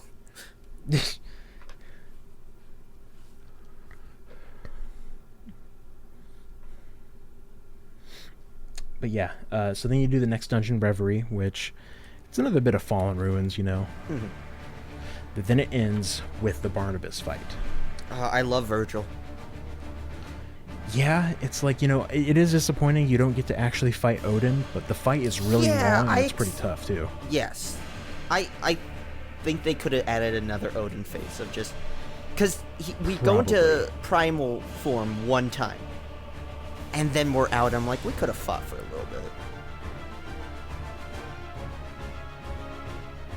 You can have an Odin fight as a treat.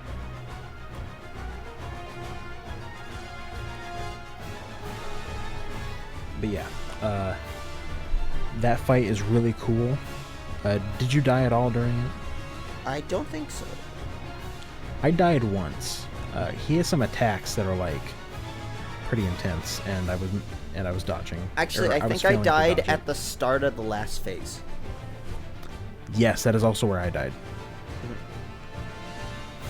And also I didn't realize whenever you die and you reload, they refill your potions and stuff. Yeah, I learned that early game because sometimes I died and I was like, eh.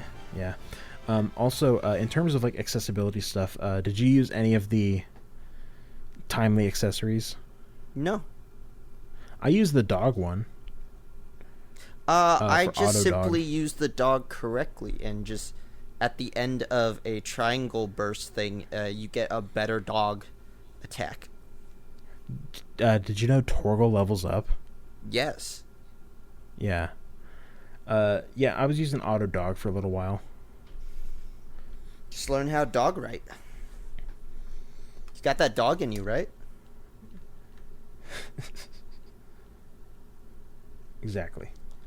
But we beat Barnabas, and he starts screaming about, I gonna go to the where Ultima God go. I'm really believing.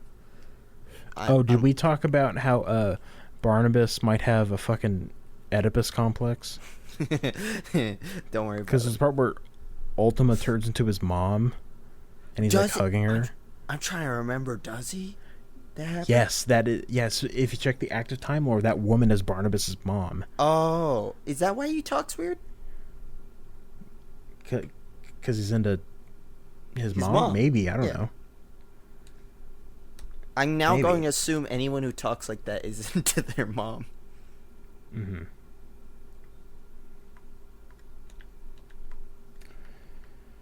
But he's dead. He forces Odin's power into Clive, which is funny. Yeah. Non-consensual Eikon's absorption? Not cool, Barnabas. Mm-hmm.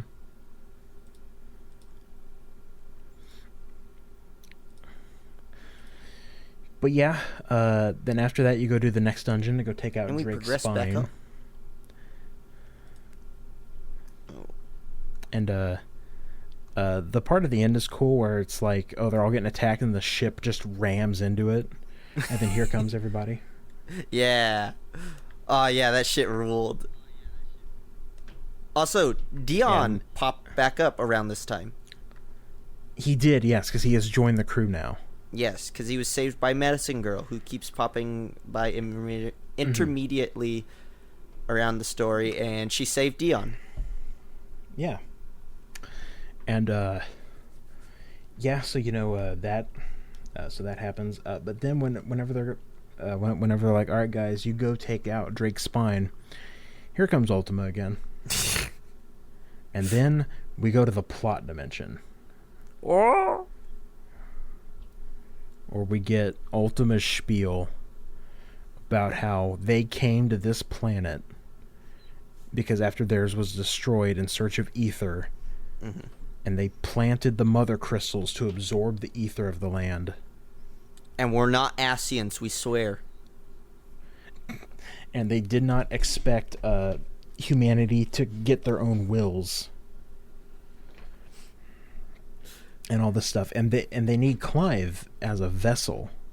Because he can absorb all of the different icons.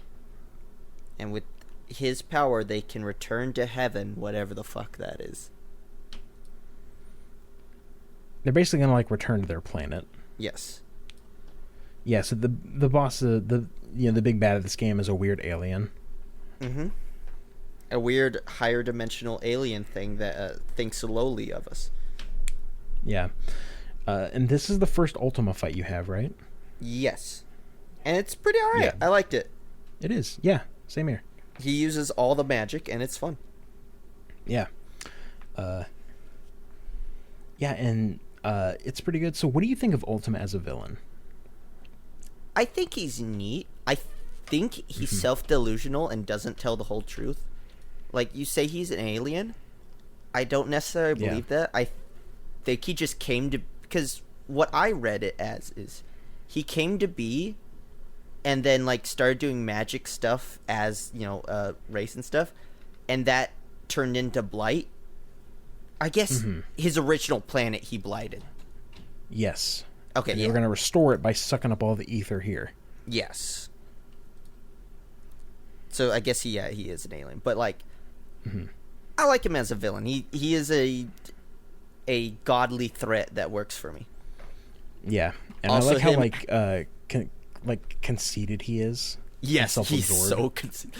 He has a breakdown as soon as we start gaining traction. He's like, no, stop it. Yeah. You're the soy jack, I'm the Chad. What are you doing? As you see, I drew this chart using Aether. Look at it.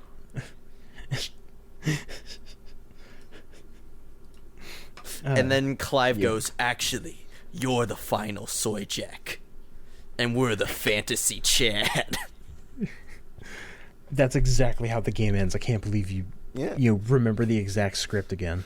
It's crazy. My brain is massive just having the entire script in there. But yeah, so Waloed itself, I saw someone compare Waloed to being like the kind of final dungeon of this game. Yeah. Yeah, because there's not a lot there. You clear that, and then you can go straight to... so after that fight... after the fight, Ultimate throws a hissy fit. And doesn't he destroy, like, the entire capital city of Sambrek? Or the Crystal Dominion? Yeah, he does destroy the everyone's capital just dead. Like, I was like, oh, did anyone get out? No. Yeah, he turns it into Origin. Which, by the way, if I had a nickel for every time I played a JRPG where the main villain was voiced by Harry Lloyd in English and the final dungeon was called Origin, I would have 2 nickels. Weird that it happened twice. The other game I'm talking about, by the way, is Xenoblade 3. Okay. I feel like I'm going to go back to Legend of Dragoon and get to the final boss. I'm like, why are we at Origin again? Yeah. But yeah, this is the part where you can go to Origin. We already talked about like all the side quests and stuff. Yes, they add, cleared up. It's a lot of just... it's a lot of setting up for the future post getting this battle done. Yeah. Joshua has some really good side quests here. Okay, can I talk about the weirdo cult that follows under Joshua? Oh, yeah, the Undying? Yeah, I get their deal. They could have totally helped at Phoenix Gate just a little. I don't know. You know, your spies that are designed to specifically protect Joshua. So, well, they did help. They're the ones that got Joshua out of there. Yes. But I don't know. You could have passed a note along to the king being like, hey, your bitch of a wife is doing this. Yeah. I think that's a bit silly that they weren't on top of that. They got him out, but... And then, yeah, we fight the final boss. Yeah, so then, I was trying to think any other side quests. I guess, yeah, Jill also has a pretty good side quest at the end, too. Yeah. You reminisce about you as kids. Mm-hmm. And stuff. And I've seen some people complain that Jill doesn't go to the final boss with you, but, because, like, I mean, the whole thing in this is that, like, every time Jill has to use her Eikon powers, like, the curse is spreading so fast with her because they were forcing her to use them that she has to, like, go to the infirmary. Mm-hmm. And stuff. And then she no longer has Shiva, so it makes sense that she wouldn't go to the final boss with you guys. Well, no, Brent. Mm-hmm. Women can't fight final bosses. That's what the writer said. Right, yeah, I forgot the writer's a misogynist. Yeah. That's what someone on Twitter told me, so... Listen. Yeah. Men can naturally handle anime wasting disease better. I heard it talk about on the Joe Rogan podcast. He explained it to me very, very politely. It was enlightening. Yes, yes, I know you're such a valued listener of the Joe Rogan podcast. Yeah. When he played FF16... It was like, man, don't you think it's like fucked up how the bearers are treated? Anyway, yeah, dude, I'm glad this is only in fiction. Anyway, let's look at a video of let's pull up a video of that chocobo. Jamie, pull up. I haven't seen the Joe Rogan podcast. Jamie, pull up that Tifa pornography that was in the Italian government. Pull up that clip of Chun-Li that got on Twitter this week. Oh, at the tournament? The nude mod? Yeah, with the nude mod. The commentator's going, huh, that's a new costume for Chun-Li. Oh, yeah, that's weird. Anyway, so yeah, you can go, do the final dungeon. It is Joshua, Clive, and Dion, which, everyone else who has had their Eikon juice sucked up by Clive... Which is weird, because Dion had his Eikon juice sucked out by Clive. Yes. But all the others could not transform into their Eikon without losing control. And when they bring this up to Dion, he was like, well, my will just have to be stronger. He's built different. He is built different. And, to anyone who says... why can Dion do this and no one else? I'm like, do you want to diminish the accomplishments of gay men? That's kind of homophobic. Man, I'm conflicted of this game because it's misogynistic, but it's an LGBT ally. Exactly. It really swings both ways. And as a bisexual, I like that. Anyway, so Clive and Joshua ride Dion as Bahamut to Origin. Hell yeah. This giant crystal in the sky. I love this Eikon fight. Insane visual effects happen where all three of them are trying to get hits in on this blue version of and then they do Tri-Disaster. They're not doing too well, though. Mm-hmm. Sick-ass attacks like the Tri-Attack happens. Mm-hmm. I'm like, this is just a big version of the Summoner AoE, and I love it. It's just a fun sequence with a lot of fun big monster choreography. Yeah. So yeah, they end up at Origin. Dion unfortunately gets shot down. They did a Kamehameha battle, and it was fucking sick. Yeah. And then, kind of Clive and Joshua are limping to the boss room where Ultima is, and they see all of these, dead Ifrit Risens. Yeah, they enter Organization 13 room. Yeah. And, does Joshua protect Clive? Yes. He does, okay. Yeah, and so Joshua gets really badly damaged. Mm-hmm. He's pretty much dying. And he forces Clive to absorb the Phoenix's powers. Yes. And Clive's voice actor is doing some fucking work in this scene. Yeah, he's doing great. Ben Starr is a fantastic voice actor. We have a nice shot of him taking that same Phoenix feather from back when Joshua saved him the first time. Yeah. And, so then starts the final boss. Does it start with the Eikon fight or the no foot fight? It starts with a foot fight, then goes to Eikon, then back to foot fight. I love the holy attack. That was so fucking sick. Yes, it was. The final boss of this game is pretty good. When he says his voice clip of "Witness magic from my home," Oh, yeah, it's good. shit, we don't have Holy here. That's true. Oh shit. It's very cool. Mm-hmm. The first part of the fight, it is. I thought it was pretty tough, at least. I died 2 times through He's the some pretty big entire attacks. fight. Really. Okay. I felt the first part of the fight and the third part of the fight essentially the same, just more attacks. I want to talk about the Eikon fight. The Eikon fight. So I hadn't played the game in a hot minute. I think it was like 5 days. So when I fought the Eikon fight, I forgot I had right trigger abilities. Oh. So I failed the DPS check. That's fine though. Oof. I just healed through it. Okay, gotcha. I was just like, pop heal, pop heal, pop heal, pop here. Huh, Ultima, you dumbass. Yeah, this whole like fight is really cool. It's sick as hell. It's a very pretty background. You're fighting in like a space. You see like nebulas in the background. Yeah, it's like the Thornton fight, where it's just like the entire galaxies in the background. Yeah, very cool. Just really, really sick fight. He has some pretty big attacks and stuff, and and like, you know, thankfully there is an Eikon fight after Titan or after Bahamut. Mm-hmm.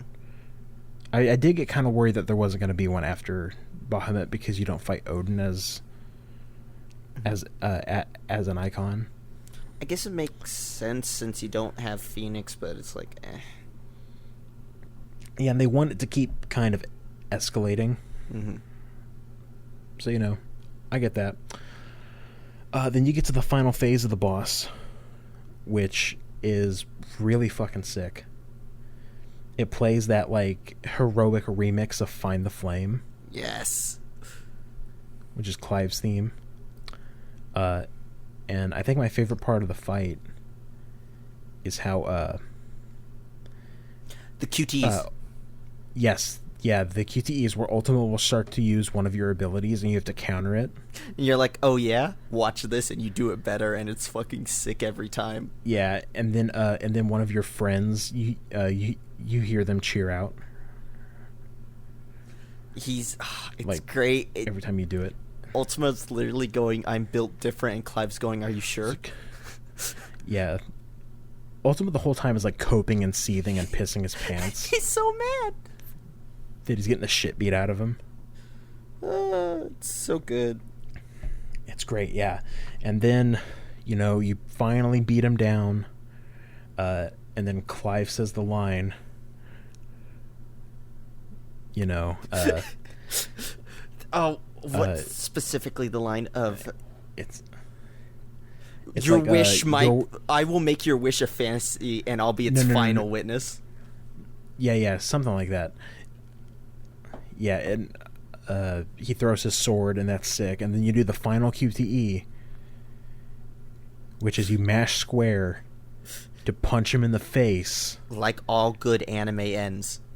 And the damage number pops up. Yeah! 9999. So good. And you beat Ultima, and he absorbs Ultima's power, which I think Ultima's getting ready to cast Raise. And so he tries to use that on Joshua. Which, as we see later on, it looks like it worked. Oh, yeah, because he was able to write that book. Yeah. I have seen 2 theories. Mm-hmm. One, it was written by Joshua. The second is Clive survives and writes the book under Joshua's name. Which, there's a side quest you do. You probably did it today for Hippocrates, where he gives you his quill. Oh, shit, yeah. And Clive mentions wanting to write a book under a different name about his journey. Okay. Yeah. But anyway, before that, though... I would like if Clive lived. Yeah. So, I don't know, it's kind of up to interpretation, but Origin falls, Clive washed up on the beach, and his hand's starting to turn to stone. That woman from Waloed gives birth, and Gav is all happy. But then, like, all of them kind of realize... He's gone. You know, that Clive is... He got better, though. Yeah, he's probably dead.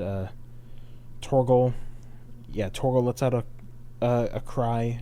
Jill kind of runs away crying. Sucks. And Gav starts crying too. Yeah. The weirdest part, she looks up to the sky and sees Medea. That red star, and it just dims. Is Medea a representation of Ultima or Clive? So, there's a couple of theories to this. So, first off is that Medea is representative of Ultima. Is it the planet that Ultima was originally from, or like dimension or whatever? I'm not quite sure. One of the things, though, is that, okay, before Clive and them go to the final dungeon, he's talking with Jill, they exchange their final goodbyes and stuff, and Jill says something like, "You're always back before the dawn breaks." And so she made a wish on Medea that he would be safe, and then at the end, Medea goes out, and dawn breaks. Or I think she said something like Clive is like dawn or something. Mm-hmm. Something like that. So you could also see it as it kind of, representing that Ultima's dead, but also that maybe Jill's wish came true and Clive does come back. I don't know. And he comes into the hideout wearing a shirt going, "Big Dick is back in town." Yeah. Then, end credit scene, jump forward, and it's an indeterminate amount of time later. Kids are playing, and they're like, "Man, if only I had magic." And then the mom's If only like, had a slave to light up a fire. And it's like, you silly boy, are you reading books again? Pans over to the book on the table. Book is called Final Fantasy, written by Joshua Rossfield. He did it again, the madman. I was sitting there, I'm like, you motherfucker, you did this for Heavensward. Because, for those who haven't played FF14, the Heavensward expansion was written in a book called Heavensward. Like, the story of the expansion. Which is a really important plot point. Oh yeah, it's stupid important. Yeah, but, so, they're going out to play Eikons. What? 16-2. He's gonna do it again. That's where Alexander shows up. Oh my... Okay, they should give us an Alexander DLC. I will pay you as much money as you need. Ifrit versus Perfect Alexander, and you have to time travel to previous attacks to avoid them. Oh, man. That'd be cool. Be cool as hell. Anyway, the kids are, playing pretend with icons and stuff, and, it looks like someone, either Joshua, maybe Clive under a pen name, wrote the story down of what happened, and it's so far in the future, magic no longer exists. Also, they figured out the technology for flint and steel. Yes. Because a very interesting piece of world building is that they don't know how to start fires without magic. Like, talk about that in Blackthorn's quest. Mm-hmm. Where you have to, go help them reignite the smithing village. Mm-hmm. Because they just don't have magic anymore. And... yeah, it seems like a symptom of having people who can cast fire where they just never developed how to do it without. Yeah, that's exactly what it is. But yeah, that's the end of the game. What did you think of the ending? I liked it. It was bittersweet, which is how I like my endings. Yeah. I will never tire of the indomitable human spirit. Mm-hmm. Which is what the ending is. It's fucking great. I mean, I just watched Gunbuster again and then watched Diebuster for the first time, which is just that. I need to watch Diebuster because I watched Gunbuster for the first time a couple weeks ago. Oh, Diebuster's great. Yeah, I have a download of it ready to go. Hey, did you know that the people who made Gurren Lagann made Diebuster? Really? I had no idea. Hey, some of the same ideas might pop up. You mean to tell me Gurren Lagann's about the indomitable human spirit? I had no idea. Yeah. But yeah, Final Fantasy 16, great. I'm excited for what this team does next. Mm-hmm. I think this is a good start. They need to iterate on what they've done and make it get stronger. Yes, I do think so as well. It's not a perfect game. I'm not going to give it that. Yeah. There's no perfect games other than Pong. Yeah, Pong is the only perfect game. Yeah.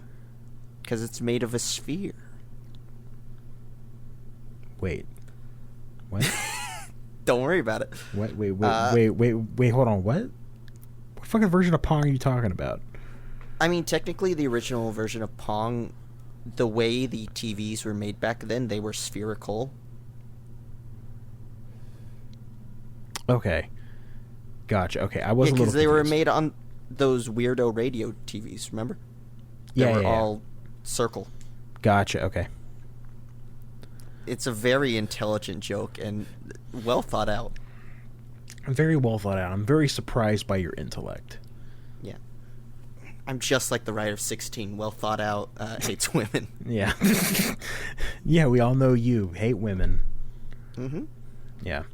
I will say, like, a couple issues with the story. It's the same thing that kind of happens in Heavensward, where it's like there's a lot of things that happen that are really convenient to get the story moving. I'm fine with that. That's how... You're not going to tell a story where things don't happen. Yeah. Have you ever told fine with it. You ever have a buddy that tells you a story of like, yeah, I went to the store and they were out of eggs. Is that it? Yeah. Like, that's a story without conveniences. And I think people overreact to convenient things happening because in fantastical things and interesting stories, sometimes convenient and miraculous things happen. Mm-hmm. Yeah.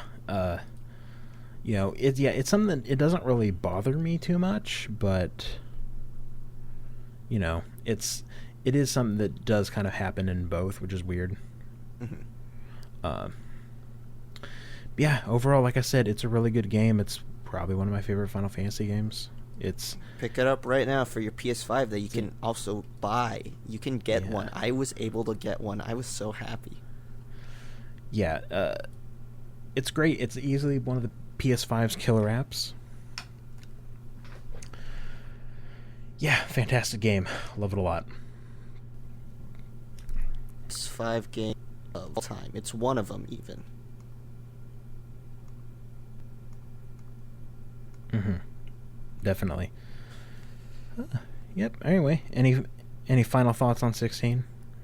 I'm excited for what the dev team does next. I just want them to lean into RPG or action more. Yeah, I wonder if, because now, the DMC5 combat director is a part of Square Enix, maybe Creative Business Unit 3 won't do a Final Fantasy game. They might do a new IP. More I'd be to fine an with action that. game stuff. That'd be really neat. That would be neat, yeah. Also, I do hope they make another mainline Final Fantasy game, because that would piss off people who are being stupid about this game. They're going to make another Final Fantasy game because that's just smart. Yeah. It would be cool if the Shadowbringers and Endwalker writer got to write a mainline Final Fantasy game. Mm-hmm. Yeah. Who knows what 17 is going to be? 17 is a remake of 2. Doesn't make any sense, but okay. And you play it, and you're like, wait a minute, and they flip the 2 upside down and put a slash in it. It's 8, actually. That's so fucking And you're still stupid. It doesn't make any sense. Wait a minute. I like the idea of a development made by an idiot. Wait, what are you doing? This doesn't make sense. Wait, they use Roman numerals, not the fucking alphanumeric 2. That's how they're tricking you. They're using alphanumeric. That idea is so fucking stupid. And then it puts another 1 next to it. It's actually Final Fantasy 18. 18. Nomura did it again. They skip over 17. That'd be the funniest. I would clap for that. That'd be so dumb. Versus 18, make it no more. Would that be a Nomura move, or would that be a Tabata move? It's kind of a hack move, so it would probably be Tabata. You've heard all that shit about, Tabata contributed no one of the good ideas to any of the games he worked on. Yeah, I did see that. Man. Final Fantasy.